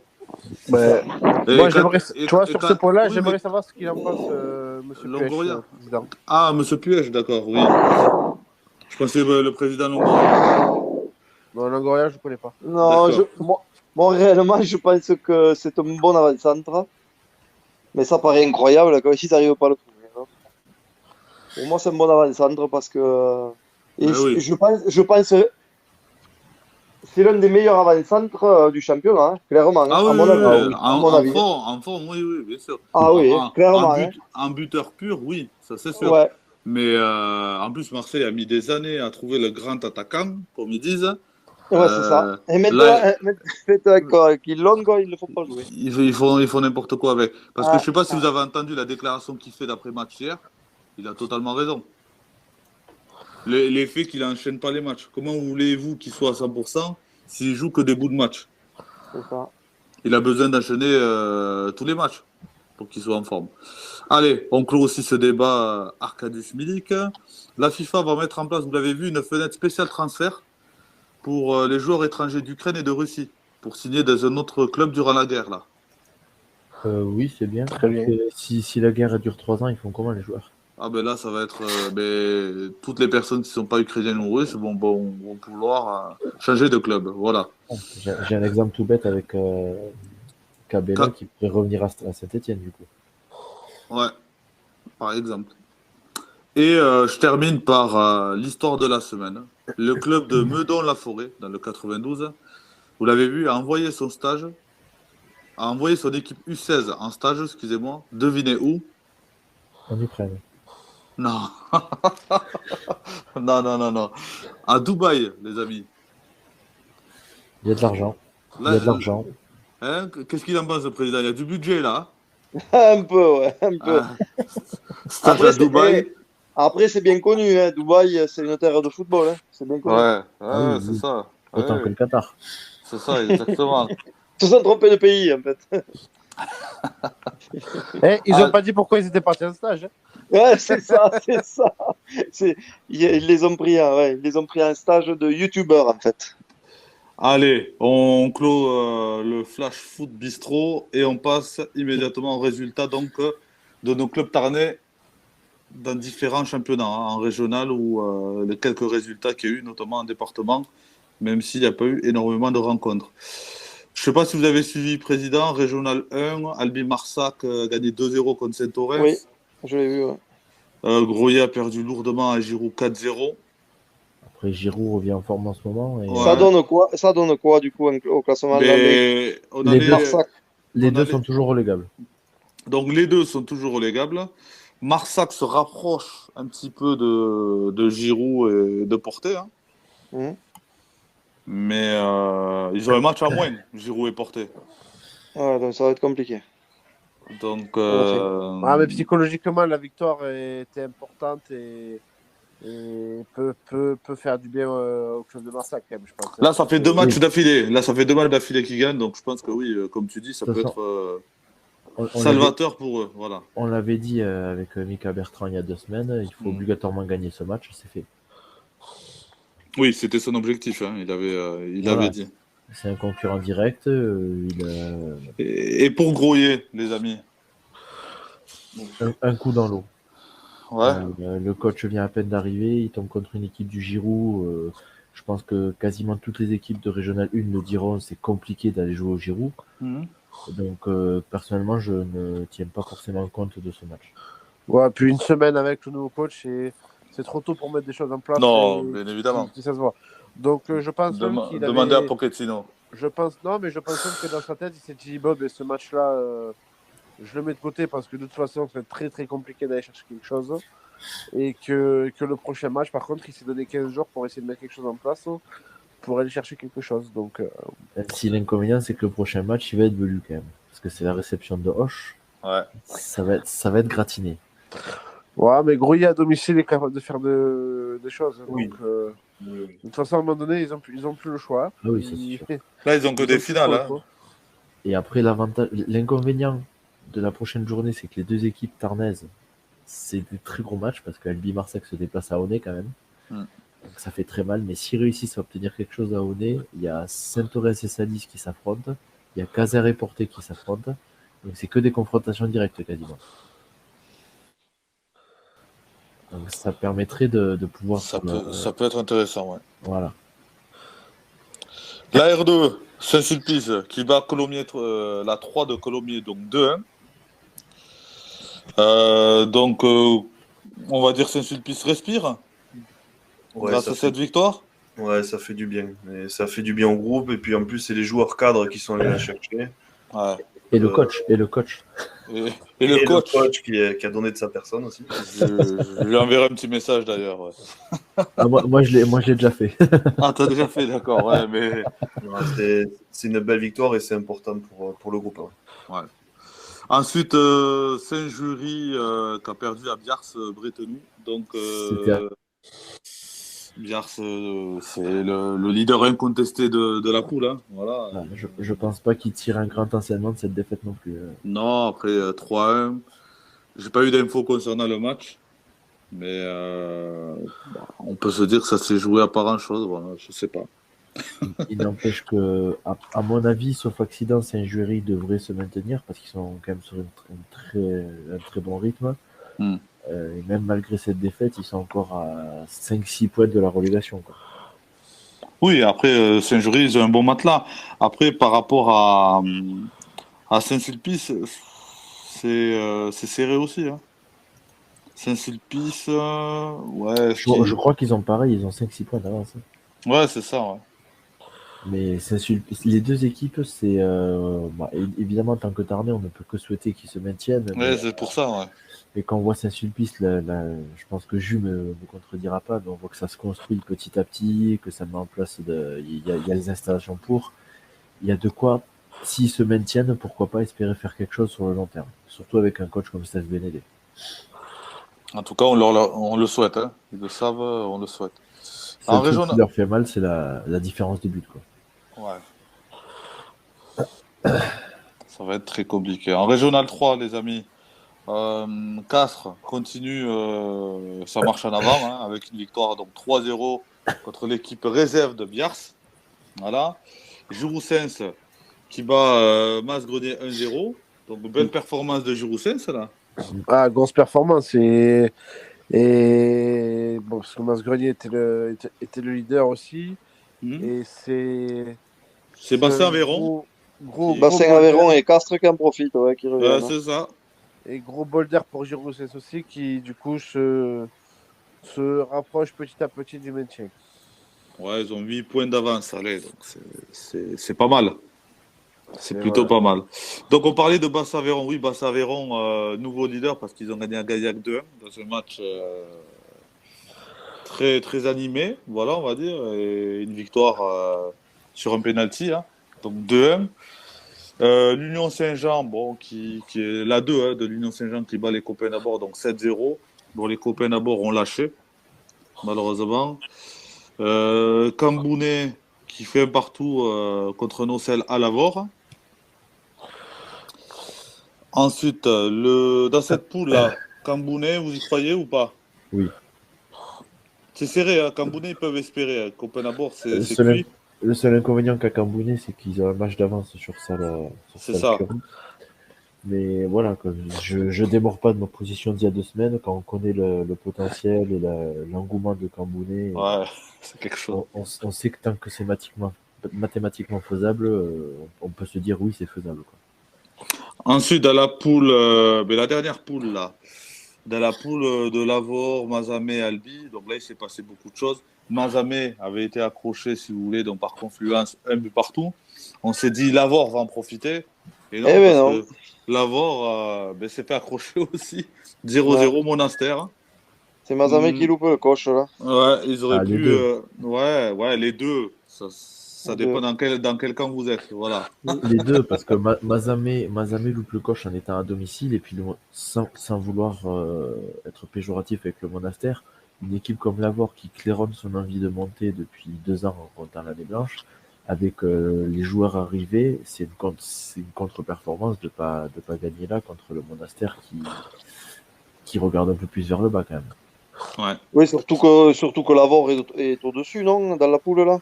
Ils sont premiers. Ils sont premiers. Ouais, mais apparemment, c'est l'équipe la plus solide, hein, d'après les échos que j'ai. Ah oui, ils ont pour les avoir vus jouer, jouer et arbitrer, c'est quelque chose, oui. Ouais. Avoir joué, c'est intéressant. Sur les 11 titulaires de l'équipe type, il y en a 10 qui ont tous joué au niveau au-dessus. Donc, d'accord. Il y a vraiment du niveau. Certains jouaient en 1-3, donc c'est pour vous dire. Voilà. Ouais. L'inconvénient, c'est que Nègrepelisse et Rangueil en profitent pour revenir un peu. Ensuite, le petit point noir, mais on y croit aussi, l'US Albi, qui fait un bon nul hein, à Esport Foot. Un but partout. Ils ne sont pas encore maintenus, hein, la Albi. Non, pour le moment. C'est un très bon point. Non, c'est un bon point, c'est pour ça. Là, c'est un très très bon point. Après, ils peuvent rattraper Confluence, allez, jusqu'à Confluence, le Monastère peut-être pas. Faut voir les matchs, toutes les finales qu'il va y avoir. Ça dépendra s'ils se font enlever des points ou pas. Je pense que ça l'avenir de l'US aussi, Albi se jouera là-dessus exclusivement, je pense. C'est un cataclysme si l'US Albi descend en district. Hein. Ah oui, c'est clair qu'on ne le souhaite pas, surtout qu'on sait que derrière, il y a tout ce qu'il faut pour, ne serait-ce qu'en termes de jeunes, il y a tout ce qu'il faut pour remonter Totalement, en R2 et tout ça. Donc, Ensuite, qui tournent bien. Ouais, les U18. Ouais, qui tournent très bien, non? Ouais, qui tournent très bien, oui. Oh, il y a les 17 aussi, c'est pas mal. Hein. Ouais. Le prochain match de l'US avec toutes Albi les catégories, hein. Oui. Le prochain match de l'US Albi sera très très très important à Luc-Primob. Là aussi, hein, ça va batailler sec. Hein. Ah, c'est victoire obligatoire. Ah ouais, là, vu Luc, le classement. Là, voilà. Est-ce que tu as l'info, Nico? De quoi? Il te demande si c'est à Albi ou à... Non, c'est Albi, il me semble. C'est à Primob. Ah, c'est à Primob? Ouais. Bon. À voir. Après, Primob, c'est 5 points depuis le début de l'année. Ouais, c'est pour ça. Donc, non, mais il y a le COP là-bas. Ouais, bon. Albi peut faire le boulot, les gars. Justement, au club, d'essayer de monter un truc, ils savent qu'il y a la ferveur qu'il y a derrière l'US Albi, il y a du monde derrière, d'essayer de monter un truc pour faire déplacer du monde, pour que ce match soit un match à pas perdre. Quoi. Ouais. Là, je pense que c'est la direction du club d'essayer, pourquoi pas, de faire bouger les gens pour aller jusqu'à Primob. Moi, je pense que c'est une bonne initiative, c'est ce qu'il faut faire. On passe en D1. En D1, il n'y a eu qu'un match de jouer. Et quel match hein Rocco Courbe qui bat le CKS 3-2, les amis. Vous savez, le CKS joue un petit peu quand même la montée. Hein, fait partie des équipes bien classées d'ascendant D1. Le CKS menait 2-0, les gars, à la 10e minute. Et ils ont réussi à perdre 3-2 le match. Qu'est-ce qu'ils en pensent, les coachs, là? Il n'y a pas eu de carton rouge hein, pour Rocco Courbe. Pour le CKS, excusez-moi. Ils se voyaient beau. Mental, là. Ça a lâché. Ouais. Je pense qu'ils se voyaient beau. Peut-être, au bout de 10 minutes de jeu, menait 2-0. Ouais, peut-être. Et moi, je pense aussi que le séquestre perd une potentielle chance de continuer à jouer la montée sur ce coup. Voilà, j'allais y venir. Au niveau classement, du coup, très mauvaise opération. Puisqu'ils auraient pu revenir 3e, juste devant Vignoble, grâce à cette victoire. Mais non. Finalement, ils restent rangés à la 4e place. Donc là, on est d'accord, ça va se jouer entre la Crémade, Albi Marsac, et peut-être voir Vignoble, si Vignoble enchaîne et que les 2 premiers perdent des points. Là où logiquement Vignoble peut encore jouer, c'est que justement, normalement, il devrait y avoir 2 montées. Mais s'il n'y en avait qu'une, je pense que ce serait foutu pour Vignoble. Oui, normalement, il y en a 2. Voilà. S'il y en a deux, Vignoble a encore sa chance. S'il y en a qu'une, c'est mort. Je les vois pas doubler et Crémade et Albi Marsac. Affaire à suivre. Allez, en des deux poules A, bon, la Grave ne s'arrête plus. Ils ont gagné donc 3-1 à Valence. Ce n'est jamais facile de gagner là-bas. Un petit coucou à notre ami Adrien. Voilà. Le carton du week-end, c'est Pampelone qui bat la réserve de Gaillac 6-1. L'info que j'ai eue, c'est que Gaillac s'est déplacé à 11 dans le Ségala. Et avec des joueurs voilà, pas au top physiquement. C'est là qu'on peut dire, s'il faut, ils ont peut-être un peu amoindri l'équipe 2 pour renforcer l'équipe 1 et ça n'a pas forcément payé. Ouais, je te confirme ça. Il y avait des joueurs de la 2 qui jouaient en 1 hier. Je les ai vus, ouais. Saint-Benoît qui enchaîne. Enfin, c'est une belle équipe de Massad, donc 2-0. Donc on remarque que Saint-Benoît récupère des joueurs longtemps disponibles petit à petit pour différentes raisons et que ça leur fait du bien maintenant. Ils vont peut-être finir par se maintenir, Geoffrey, non? Non. C'est mieux que le Patek Sébastien. Sur ça, je dis Geoffrey. J'attends de voir. La poule est compliquée. Donc C'est prochaine. il faut les matchs, faut jouer les matchs. Là, faut jouer les matchs. Pampelone fait une bonne opération. Et ça va être la guerre, je pense, entre tout. Après. Ça va lutter, et voilà. La Grave sont déjà à 40 points, ouais. Oui, bon, à part la Grave, hein, bien sûr, j'ai ma part, mais. Ce que j'ai envie de dire même. Toutes les équipes, même ceux qui sont deuxième, tu vois, Pampelone, etc. Il faut derrière de ce qui se passe parce que. Non, mais après c'est serré. Vergésine n'est pas loin. Harry s'essouffle peut-être un petit peu. Vergésine, là, ça fait quelques résultats. Parce mais il y a des problèmes d'effectifs. Ouais, je sais, ouais. C'est ce que j'ai appris. Il y a combien de descentes du coup déjà en D2? Minimum 4. Minimum 4. Ouais, ça va. Sans les descentes de ligue. Ouais, donc je pense que ça va être à 5 ou 6. Donc, soit vous jouez la montée, soit vous jouez la descente. C'est à peu près ça.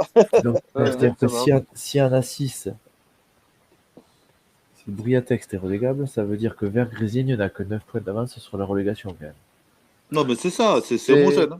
C'est ce que je te dis, il va falloir se battre. Et dans la poule B, c'est pire. Hein. Et on y vient, voilà, président. La poule B, bon, il n'y a pas eu de match au week-end. Bon, le dernier match était en semaine, Perrin qui gagne à l'avoir 4-1. Très belle opération, hein, au passage.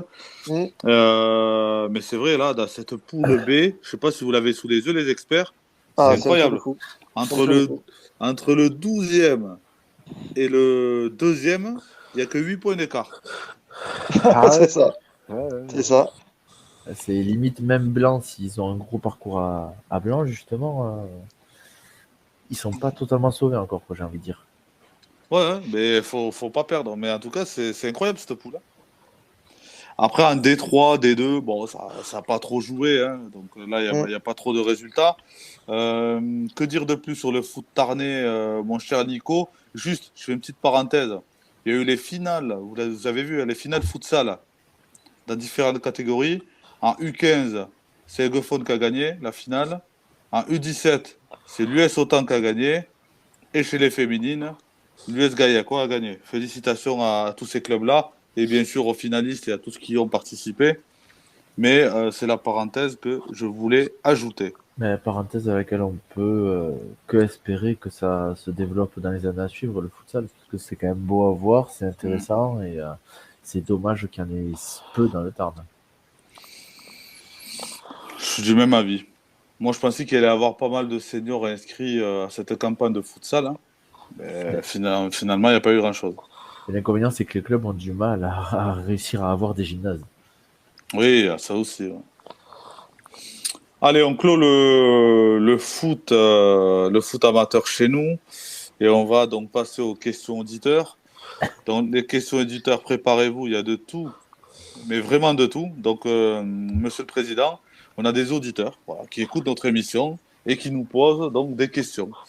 Et nos experts doivent souvent se mouiller. La nuque et le corps entier, ça dépend des fois. Donc, le premier, c'est Kevin. Là, c'est un sujet important. Au vu de ses prestations, il nous demande, est-ce que Olivier Giroud doit-il être rappelé en équipe de France? Bien sûr. Vos avis? Nico, oui. Après, personnellement, je suis un grand fan de Giroud. Donc, D'accord, mais Nico, oui. Julien. Mais il a un jeu que personne a, il est efficace, il est en forme, il n'y a rien qui s'oppose à ce qu'il soit rappelé.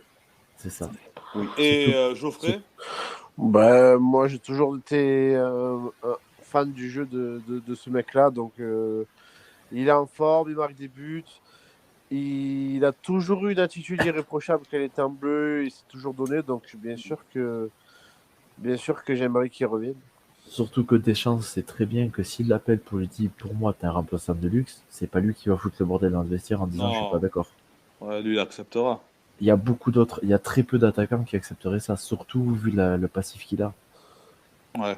Donc tu sais que et puis j'ai envie de dire dans un match fermé où des Mbappé Benzema vont être quand même marqués à la culotte, un mec comme Giroud c'est encore plus compliqué de le marquer à 100% quoi. Allez. Ça change totalement la défense de marquer Giroud ou marquer Mbappé. Ou Non, marquer- c'est des styles totalement différents. Président, pareil, vous êtes OK? Ouais, il a un avantage, c'est qu'il est différent. Et là où il faut y reconnaître, c'est son caractère. Hein. Dans tous les clubs où il va, il joue pas au début. Et à la fin, il joue. Il faut reconnaître qu'il retourne tout le temps des entraîneurs pour lui. Ça, franchement, Il chapeau. joue et il marque. Ah, chapeau, chapeau. C'est un joueur qui a un mental incroyable. Incroyable. Si ça continue sur ce rythme-là, il va donner le Scudetto au Milan, chose qui n'est pas arrivée depuis. Je serais curieux de savoir quand date le dernier Scudetto du Milan quand même. Ah, Arsenal y avait fait pareil, à Chelsea pareil. Au début, ils le font pas jouer, à la fin, On sera tout simplement attentif à la sélection de Didier Deschamps dans quelques jours. Voilà. Après, il met du temps à changer d'avis, Deschamps. Oui, non, c'est pour ça. On clôt le débat, on passe à la prochaine question. Juste Rodrigue, ouais, 11 ans, dis-moi. 11 ans le dernier Scudetto. Ouais, du Milan, c'est. Voilà, je viens de vérifier. Qui a eu grosse perf au Napoli hier. Voilà. Ouais. Et il gagne grâce à un but de Giroud. Donc si il continue comme ça et qu'il fait gagner ce fameux Scudetto au Milan 11 ans après, je pense qu'ils vont lui faire une statue devant San Siro. Affaire à suivre. On appellera Deschamps pour ça. Rodrigue nous pose une autre question. Là, c'est plus du côté de chez nous. Quand aura lieu le tirage de la Coupe du Tarn et qui la remportera? Donc là, pour lui répondre à sa première question, je suis allé chercher un petit peu et j'ai eu les infos. Donc le tirage au sort de la Coupe du Tarn aura lieu le lundi 21 mars à 12h30 en direct sur Facebook et ça sera effectué en public depuis le centre commercial Leclerc à Groyer. Voilà. Rodrigue, tirage au sort donc le 21 mars à 12h30 si tu veux y aller. Et qui la remportera? Alors là, je suis désolé, monsieur les experts et monsieur le président, vous allez devoir vous mouiller. Ben, c'est pas Perrin, ça, c'est sûr. Un club tarnais. Et Perrin, je vois que vous êtes. Non, on est éliminé depuis le week-end dernier. Donc, oui. c'est pas Perrin. Non, ça, mais c'est sûr. c'est vrai. Mais On a perdu aux prolongations. Vous avez perdu contre. C'était un match plaisant à voir, apparemment. Totalement, ouais. Totalement. On est passé proche de l'exploit, mais non. Du coup, là, je dirais un club tarnais, mais bon, je me mouille pas trop là. Allez, on va être rapide. Julien, pour toi, ouvre le bal. Qui vois-tu gagner la Coupe du Tarn? Allez, je pars sur Réalmont. Réellement. Très belle équipe, oui. Nico. Attends, je vérifie juste. Moi, je dirais Vignoble. Je dirais Vignoble qui va entre guillemets, pas contre eux, mais parce que devant c'est très fort, décrocher de D1 et va se venger entre guillemets sur la Coupe du Tarn.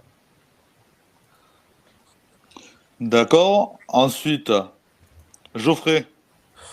Moi, je vais mettre un club de D2. Je vais mettre un club de Coupe Saint-Sulpice. On est sorti déjà. Ah merde. Oui. Ah oui, contre Benfica, c'est vrai, pardon. Oui, c'est pour ça. Bon, ben alors du coup, je vois bien réellement aussi. C'est une belle équipe. Club de D2, il y avait la Grave, Blanc. Non, Blanc, ils y sont encore? Non, ils ont perdu contre Cambounet, club de D3, je vois. Ouais, et président? Ben, je vais mettre Vignoble. Au moins, on dira qu'on a perdu contre le vainqueur. Parfait. Parfait. J'espère qu'on a répondu à ta question, Rodrigue, pour savoir donc qui remportera donc la Coupe du Tarn. Ensuite, prochaine question. Là, c'est comment dire, nostalgique pour certains. Ça dépend quel âge vous avez. Sébastien nous demande, pour vous, quel est le plus gros talent gâché dans toute l'histoire du foot, hein? Dans toute l'histoire du foot. Président, est-ce que vous en avez un? Français ou étranger? N'importe, hein, je vous écoute. Et Sébastien aussi vous écoute. Ben Arfa. Ouais. Penarfa. France. Nico. Oh, c'est impossible de répondre totalement. Un qui te vient à l'esprit rapidement là. Ben, pour pas redire Ben Arfa, je dirais Abu Dhabi. Même si c'est pas de Ah sa oui, faute, mais Abu Dhabi. Ouais. Geoffrey. Alors, j'en ai deux. J'ai Koucha Academy. Ouais. Très gros potentiel, mais Ouais, il a un Dubois à chaque jambe, ouais. Il va avoir le trophée de meilleur joueur foot à 7 bientôt. Ouais, mais oui, son second souffle aurait été là. Et après, c'est un joueur qui a quand même fait une belle carrière, mais qui, pour moi, aurait dû faire beaucoup plus. C'est Ronaldinho. Ronaldinho. Ouais. Et qui j'ai oublié? Ben, Julien. Ben, moi, je pense à deux garçons. Le premier, c'est Freddy Adu. C'était la future star des États-Unis, là, qui avait passé pro, je crois, à 14 ans, il me semble. Et après, le deuxième garçon à qui je pense, c'est Kamel Meriem, hein, qui était au moins un talent gâché, quoi. Après, moi, je pourrais même en Moi, rajouter. Moi, j'ai noté Adriano, les gars. Ah oui, j'y pensais à lui aussi. Adriano, c'était un joueur qui m'avait choqué. Ah ouais, c'était un sacré joueur. Nico, t'en avais un deuxième, ouais? À rajouter un, alors il faut sur le coup écouter ma plaidoirie jusqu'au bout avant de me sauter à la gorge, parce que ça reste un joueur exceptionnel en club. À distance, ça va être compliqué. C'est Benzema.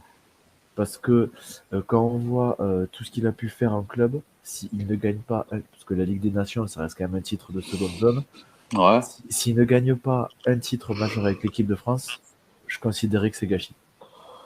Ouais. Surtout quand on voit la génération de l'équipe de France depuis que Deschamps est au commande. Je me dirais que si la seule victoire qu'il a avec l'équipe de France et avec des nations, c'est du gâchis. On le saute en tout cas, on verra. On verra la Coupe du Monde au Qatar. Voilà. Je peux rajouter un joueur bonus? Le bonus, c'est pour le quiz tout à l'heure, Julien. Garde tes jokers. Parce que je vous annonce du lourd au quiz. Non, ça va être très simple. Vas-y, dis ton bonus. Non, je pensais juste à un garçon que j'ai vu jouer au Stadium qui était un très très bon footballeur, talent gâché aussi, c'est Stéphane Dalmat. Ouais. Je valide moi aussi. Ensuite, Fred nous demande aussi, là c'est autre chose, compliqué. Comprenez-vous pourquoi la MLS n'est pas diffusée en France? Et il nous demande, vous en pensez quoi de la MLS? On a déjà du mal à voir des matchs français, donc ouais. C'est un passionné, Fred, hein, je vois ces questions de temps en temps. La MLS, moi j'aime bien, mais je regarde que les résumés. C'est vrai que je trouve que c'est un championnat qui a un petit peu plus de valeur qu'avant. Qui est un championnat qui monte, la MLS. Je sais pas ce que vous en pensez. Bon, je donne mon avis pour Fred, mais les autres. C'est un championnat très intéressant qui mériterait d'avoir un peu de...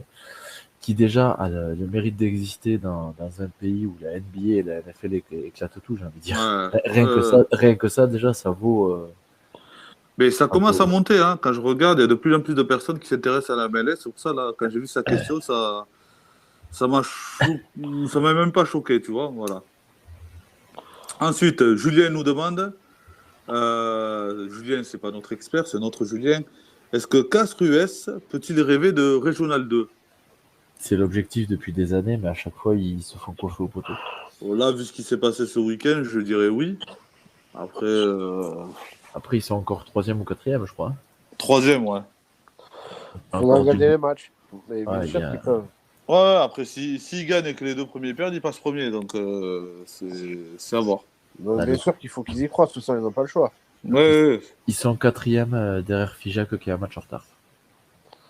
Ouais. On ne pourra pas le faire à leur place, en tout cas. On verra. Ça reste objectif en tout cas. Et la dernière C'est question, bon. c'est la meilleure.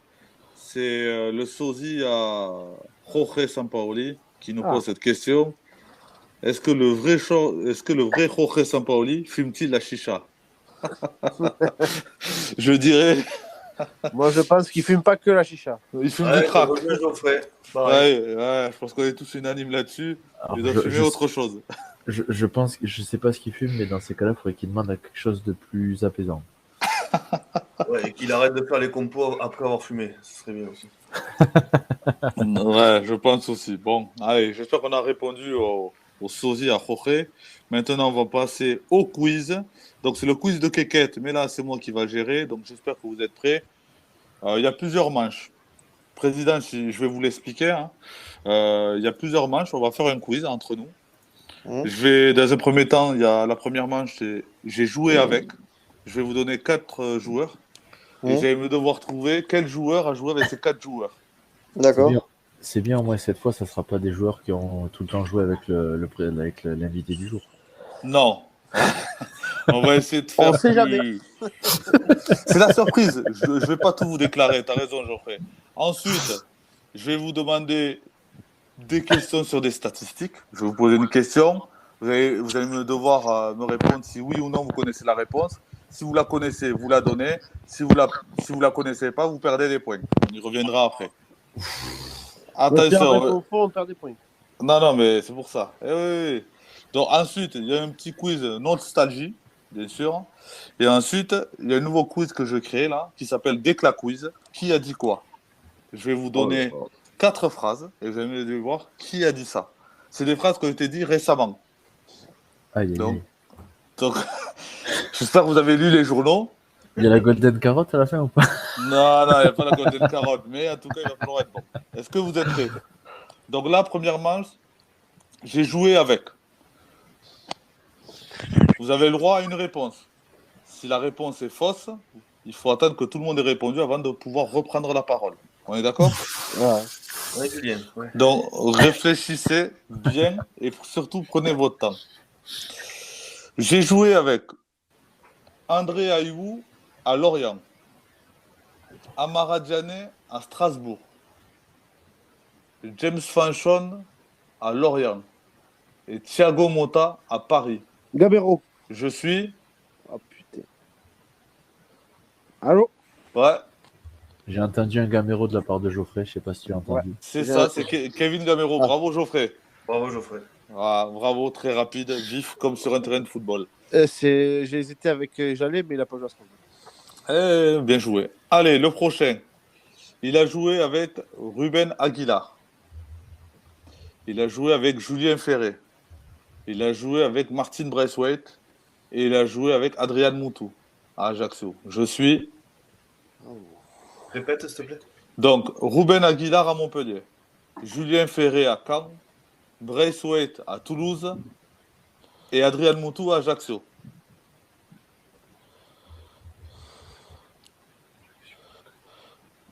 Le premier, c'est qui le joueur? Ruben Aguilar, qui est actuellement à Monaco, mais c'est quand il était à Montpellier.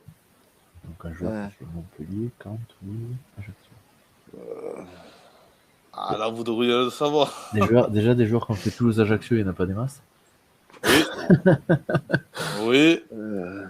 Geoffrey devrait le savoir. Putain. Il a marqué ce week-end en Ligue 1.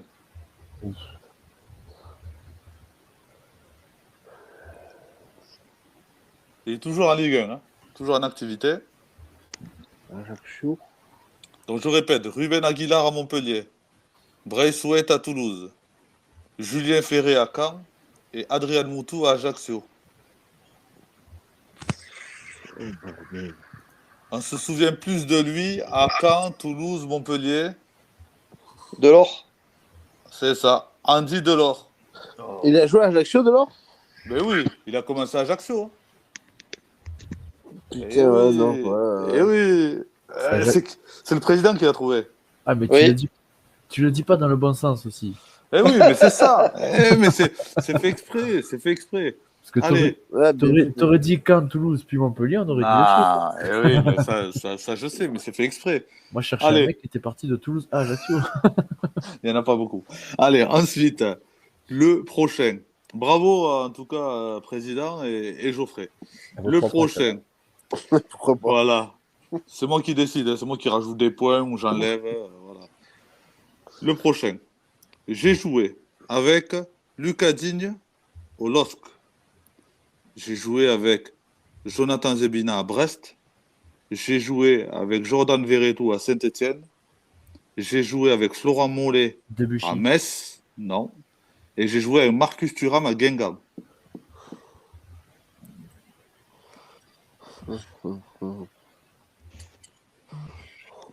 Donc, il a joué avec Zebina à Brest, avec Digne à Lille, avec Verretou à Saint-Étienne, avec Florent Mollet à Metz et avec Marcus Thuram à Guingamp. Nolan Roux, bravo. Oh, j'ai pas le droit. Putain, j'ai pas... Nolan... Si tu cites pas Lens, c'est Saint-Etienne aussi, toi. Eh non, oui, mais non, je ne pouvais pas tout dire. J'aurais pu dire Nîmes aussi. Mais bon. Bravo, Julien. Bravo, Julien. Allez, un point partout. Ça se resserre, c'est bien. Allez, dernière. La victoire du CPC à l'instant 2-0. Ouais, c'est ce que je vois. Donc, dernier joueur à trouver. Ensuite, il y aura une seconde manche. Là, c'est international, les gars. J'ai joué avec Cristiano Ronaldo. J'ai joué avec Mesut Ozil. Ah, tu dis pas dans quel club? Non, ah oui, attends. Non, je dis pas les clubs là. J'ai oublié de le dire. Je dis pas les clubs. Hein. Okay. Parce que pour moi, c'est facile. Après, à vous de voir. J'ai joué avec Cristiano Ronaldo, Mesut Ozil, Steven Gerrard et Alexis Sanchez.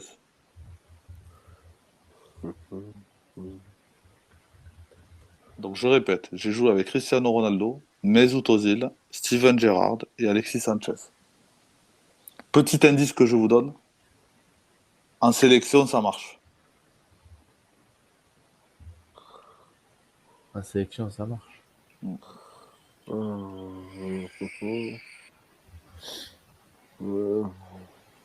Donc, je répète. Cristiano Ronaldo, Mesut Ozil, Steven Gerrard, Alexis Sanchez. Non, pas Owen.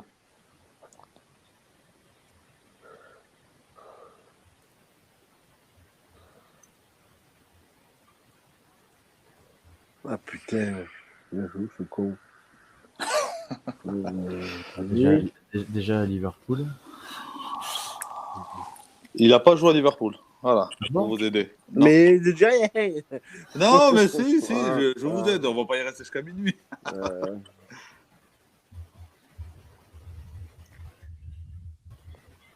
Donc, Cristiano Ronaldo, Mesut Ozil, non. Alexis Sanchez. Oh, attends, c'est pas l'autre là qui jouait derrière là.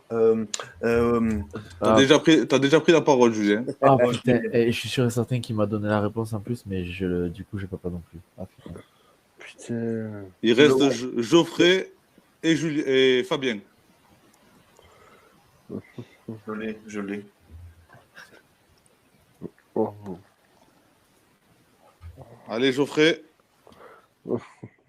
Ah, de toute façon, au pire, je dirais rien. Si je l'ai pas, je dirais rien. Je vais pas leur donner des points. Normal. Est-ce que le président a un joueur là en tête? Anglais. Cristiano Ronaldo, Mesut Ozil, Steven Gerrard, Alexis Sanchez. Est-ce que vous avez un joueur, président? Non. Non. Geoffrey? Non, je suis sur je suis sur un anglais, mais j'ai pas d'anglais là. Il est anglais. Ouais, je suis sûr que c'est un anglais. Les autres, Julien, tu peux reprendre la parole. Woodgate. Hein? Woodgate. Non, c'est pas Woodgate. Je suis nul. Nico? Non, pour l'instant, j'ai pas. Un attaquant. Là, vous pouvez tous prendre la parole. Putain, mais je sais que c'est un mec qui joue devant en plus. Putain. Je cherche depuis tout à l'heure. Un attaquant qui est encore en activité. Il joue encore en première ligue. Cristiano Ronaldo, Mesut Ozil, Steven Ah, Gerrard, putain, Alexis Sanchez. Ah, Peter Crouch? Non, Ah, ah non, il joue en première ligue. il joue encore en première ligue. Ouais. Lukaku. Non, Non. Manqué. Ah putain. Donc, en gros, faut trouver un attaquant anglais qui a joué à Los Angeles, quoi. à Los Angeles. Pourquoi à Los Angeles? Bah, si tu me dis qu'il a pas joué à Liverpool avec Steven Gerrard, il a pu jouer qu'à Los Angeles. J'ai dit en nation. Et en Angleterre. Ah, En équipe Ah, nationale aussi. Eh ouais. Putain. Eh oui. C'est pour ça que Rooney. j'ai précisé Rooney. ça. Non, ouais, non, il joue pas, putain. Non, il est plus en activité. eh non. Pardon. Eh non, moi il est encore en activité, les gars. Ouais. Encore une activité. Allez. C'est pas Harry Kane quand même. Non. Non, qu'est-ce que je peux vous donner encore comme Ashley indice? Young. Non, pas Ashley Young. Devant, en Angleterre, ils en ont passé 4 attaquants. Ouais. Et on l'a annoncé prometteur. Ouais, non, c'est prometteur. Ouais. Il y en a eu beaucoup. Maintenant, maintenant c'est plus compliqué. Tu peux pas nous dire dans quel club il joue, ce sera plus facile. Non, après, j'aime pas donner les réponses, putain. Prometteur, à part Sancho, ils ont pas grand chose. Sancho. Je vais vous donner les clubs maintenant. Hein? Cristiano Ronaldo à Manchester United. Ouais, ça aurait été bon. Ouais. Mesut Ozil à Arsenal. Ouais, mais j'avais tout bon. Mais Steven Gerrard en sélection. Ouais. Et Alexis Sanchez, Sanchez Arsenal. à Arsenal. Ouais, c'est bon, j'ai tout bon, mais il me manque le mec. Vous êtes devant. Il était devant. Welbeck. Bravo. Ah, bien joué. Ah, bravo. Ah, bravo, président. Ouais. Daniel Welbeck, c'est ça. Ouais, mais alors il fallait la chercher loin, celle-là. Ah, ouais, c'est- ouais. Moi, Bravo. je l'avais pas. Moi, je l'avais pas. Bravo. Donc, du coup, ça vous fait 2 points, président. Mmh. 1 pour Geoffrey, 1 pour Julien Non, et 0 pour Nico. Maintenant, je vais vous poser une question. Vous allez devoir me dire, le premier qui prend la parole, il dit moi, mais je lui laisse la parole, ok? Ça va être, je vais vous poser une question. Par exemple, je vais vous donner une stat. Dans cette stat-là, il y a 3 joueurs de Ligue 1 à me donner. Si vous me donnez les 3 bons joueurs de Ligue 1, je vous accorde 1 point. Vous allez voir c'est quoi l'histoire, d'accord? Il va falloir être très rapide. Je vais vous demander de me trouver le top 3 des gardiens qui ont réalisé le plus d'arrêts. Cette année? Oui. Qui veut prendre la parole? Qui veut essayer? on perdait En pas. sachant que si vous perdez, vous avez moins 1 point. Hein. Ah, on peut être un négatif ou pas? Non, Nico, je te laisse une chance, toi. Ok. Bon, bah, Ah, déjà, non, on peut éliminer Poussin. Et moi, j'essaye si tu veux. Non, mais si tu veux prendre la parole, Nico, je te laisse la parole, à condition de me donner les 3 noms de gardiens. Ah ouais, putain, déjà, je connais pas tous les noms de gardiens de Ligue 1, quoi. Donc là, je t'écoute. Tu as voulu prendre la parole, je t'écoute. Tu Ah me non, donnes- non, tu je donnes- demandais, je n'ai pas. Non, t'en as pas, ok. Qui Ouais, les ça, a? d'accord. Allez, les gars. Allez, moi, j'essaye. Qui veut se lancer? Allez, Julien, t'as 1 point, toi. Allez. Allez. Donc, j'essaye avec Benitez, Rajkovic et Anthony Lopez. T'en as un de bon. Ah, super. Bon. On peut savoir lequel? T'en as un de bon. Geoffrey. Alors, j'ai envie de tenter Bizot, Oui. Rajkovic. Oui. Et attends, il y a qui en bas du classement? Non, Bordeaux, ils prennent que des buts, donc il n'y a pas d'arrêt. Tant pis, je vais. Merde, comment il s'appelle? Galon, je crois. Non. T'en as donné aucun de bon, là. Aucun de bon. Je peux vous dire qu'il y a un nom. Il n'y a pas de souci. On le connaît. Il y a 2 noms, ça va vous surprendre.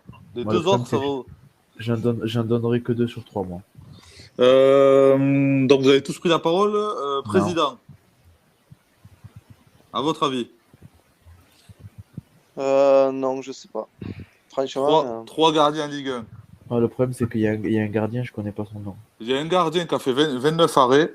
Il y a un gardien, il a 23. Et l'autre, il a 22. Moi, j'aurais dit Benitez, Paul Lopez et celui de Rennes, mais je sais pas comment il s'appelle. Non.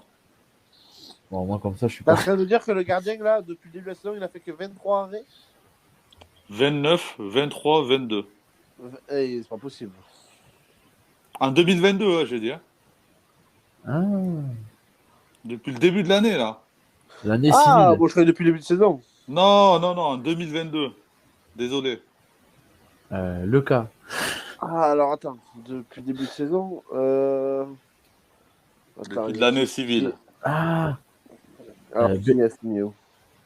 Benitez, Alban Lafont et toujours le gardien de Rennes. Je l'ai Alors, oublié, celui-là. C'est Gomis, le gardien de Rennes. Ah, ben Gomis, alors voilà. Donc, je Il dirais. n'y en a aucun des trois. Je dirais toujours. Je pense qu'il y avait Lopez toujours. Donc, du coup, Lopez, t'auras Lopez, Nubel de Monaco et je dirais Omlin de Montpellier. T'en as qu'un de bon. Bon, vas-y, c'est bon. Dis les réponses, voilà. De toute façon, on n'y arrive pas. Ça va vous choquer. Tu dois y avoir Lopez. Lopez, c'est bon. Ouais. C'est le premier avec 29 arrêts. Donc Anthony Lopez. Le deuxième, c'est le gardien de Clermont, Oh non, en plus, il Ah, est mais oui, nul. on est con. Joko. Ouais, on est con. Putain, il cherchait les défenses en bois parce que. forcément, Joko. il savait. Joko. Et... Joko, là. Ouais, et là, ça va être pire. Julien me dit il est nul, mais si je vais lui annoncer le troisième, il va Non, avoir me dis une crise pas cardiaque. Me dis pas Poussin, quand même. Non, Petkovic, qui est à 22. Oh non. Oh non. Putain, pourtant, rien que Lafont contre le PSG, il doit être à 15. Ouais, voilà. Mais en tout cas, Oh là là. c'est la stat que j'ai récupérée voilà, aujourd'hui. Ah, c'est Allez, autre jeu. La nostalgie, messieurs. Je sais que vous êtes des anciens, que vous avez suivi cette magnifique Ligue 1. Moi, c'est que de la Ligue 1, les gars. Je suis chaud patate, là, aujourd'hui. Qui est champion de France 98. Non, je vais vous donner des noms de joueurs. Vous attendez que je termine. Je vais vous donner 9 joueurs. Vous allez me dire quelle est la saison qui correspond à ces joueurs-là. Hein? La saison qui la saison. correspond à ces joueurs-là. Wow. Accrochez-vous. Ils sont tous d'une même équipe? Non. Totalement différent, j'ai fait exprès. Donc le premier, Dado Perso, Seydou Keita, Dos Santos, Lequel? Michael... Hein? Manuel Dos Santos? Non, celui de Sochaux. Ah. Michael Essien, Petr Sech, Djibril Cissé, Van Buiten, Mario Yepes et Juan Pablo Sorin. 2003-2004. Qui a dit ça? Nicolas. Bravo, c'est ça. 2003-2004. Ah, j'étais dans les années là, mais ouais, bien joué. Enfin, je pensais que je l'ai dit à la fin, Sorin, parce qu'il est resté qu'une année au PSG. Je pensais que Geoffrey t'allais le trouver. Ah, mais j'ai même pu écouter la fin dès que t'as dit Essien et tout. J'ai dit c'est bon, c'est 2003-2004. Bravo. Allez, bon, ben, du coup, on refait un point score. Donc, il y a un point pour Nico. Julien est passé à 0. Geoffrey est à 1 point. Et le président est resté à 2. Bah, moi, petite note, sachant que personne n'a trouvé le précédent, Julien devrait être à 1 aussi quand même. Julien, il a 1. Hein. Oui, mais il t'avait dit qu'il était passé à 0. Oui, mais lui, il a pris la parole en premier, dans la première, première phase. Ouais, mais Donc, vu que personne n'a trouvé, je pense qu'il ne devrait pas perdre son point. S'il vous plaît, on ne conteste pas l'arbitrage. J'ai enlevé des points à Geoffrey aussi. Hein, donc voilà. Là, vous allez trouver, hein, si vous êtes bon, si vous avez un peu lu les journaux ces derniers temps, ou les actualités sur votre portable, puisque les jeunes aujourd'hui lisent sur le portable. Ça s'appelle Décla Quiz. Je vais vous dire une déclaration et vous allez me dire qui a dit ça. Je commence par le premier. Et laissez-moi terminer. On est obligé d'attendre que tu finisses? Ouais. Il y a des déclarations courtes et longues. Ok. Cela m'est arrivé de pleurer. Seul, mais je luttais pour ne pas craquer. Qui a dit ça? Thierry Henry. Bravo. Nico, c'est toi? Oui. Quelle machine. 2 points. Bravo. Fallait le trouver. Après, je ne l'ai pas vu, mais je pense que c'est en référence à Neymar, non? Ouais, c'est ça. Exactement. Le prochain. Si je pouvais mettre des crampons et jouer, je le ferais. Je sais ce qui est fait pendant la semaine. Et le jour du match, on dirait que ce sont les frères des joueurs qui jouent. Qui a dit ça? Sampaoli. Non. Ça, c'est assez méchant.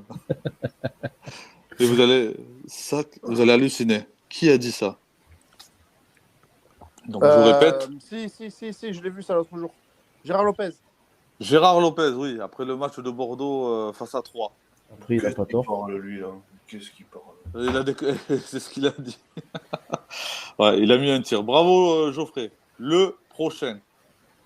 Ça va être très rapide. Dans le camion, il faut m'expliquer à quoi ils servent. Qui a dit ça ce week-end? Oh putain, il y en a beaucoup. Ah, c'est pour ça. Ah, c'est Francaise, le lance. Bravo, Julien. Non, mais il n'a pas le droit de me la piquer celle-là. J'allais dire Klaus en plus. Francaise, c'est ça. Exactement. Et pourtant, il gueule pas souvent, lui. C'est vrai. C'est vrai. Le meilleur pour la fin. Alors là, c'est long, préparez-vous. Ils arrivent, ils ont le sourire, ils sont à l'heure. Ils font des gestes qui me laissent croire que ce sont de très belles personnes. Ah, je sais qui c'est. Ils font l'admiration de tout le personnel. Ils sont polis, ils ouvrent la porte des dames, ils débarrassent leur assiette, ils nettoient leurs chaussures avant de rentrer dans les vestiaires. Ce n'est pas un hasard s'ils obtiennent des résultats. Ils se comportent bien en agissant bien. Le public ne s'y trompe pas. Je suis Geoffrey. Geoffrey, c'est à toi. Pascal Duprat. Très fair play, Julien, bravo. Julien, je te rajoute aussi un point pour le fair play. Voilà. Donc, c'était le dernier jeu. Donc, au niveau des points, ben, ça donne quoi? Ça donne 4 pour Geoffrey, non? Geoffrey. Non, je lui ai enlevé un point tout à l'heure. Hein. Ah. Donc 3. 3 Geoffrey. 3 Julien. Ouais, parce que tu lui donnes un point pour le fair play. J'aurais pas dû répondre, j'aurais pas pris. C'est la première fois que je gagne un truc pour le fair play, moi. 2 le président et 1 Nico. 2 Nico. Oh là là, j'ai oublié. 2 Nico, autant pour moi. Ouais, pour tentative d'escroquerie, je vais avoir plus de. Non. En tout cas, félicitations, nous avons 2 gagnants aujourd'hui. Donc, Julien et Geoffrey. Et Geoffrey. Voilà. Non, mais parce que tu gagnes tout le temps. Allez, on clôture donc le quiz. Merci les gars d'avoir participé à l'émission d'aujourd'hui. Merci au président aussi d'être resté avec nous durant cette émission. On se retrouve la semaine prochaine pour une nouvelle émission avec un nouvel invité. Vous verrez dans les prochains jours. Dans la semaine, vous allez aussi assister aux interviews décalées de tous nos spécialistes. Excusez-moi, je bafouille, c'est la fin de l'émission. Donc, il y aura un portrait par jour, les gars, et vous allez savoir ce qu'ils aiment, ce qu'ils détestent, s'ils sont râleurs ou pas. Vous allez tout savoir. En attendant, le podcast est disponible donc sur Spotify, sur YouTube, sur Facebook. Bref, la totale. Restez branchés, vive le foot, et à la semaine prochaine. Ciao les gars. À la semaine prochaine et bon courage au PSG en Ligue des Champions quand même. On espère qu'ils vont se qualifier. On croise les doigts, ouais.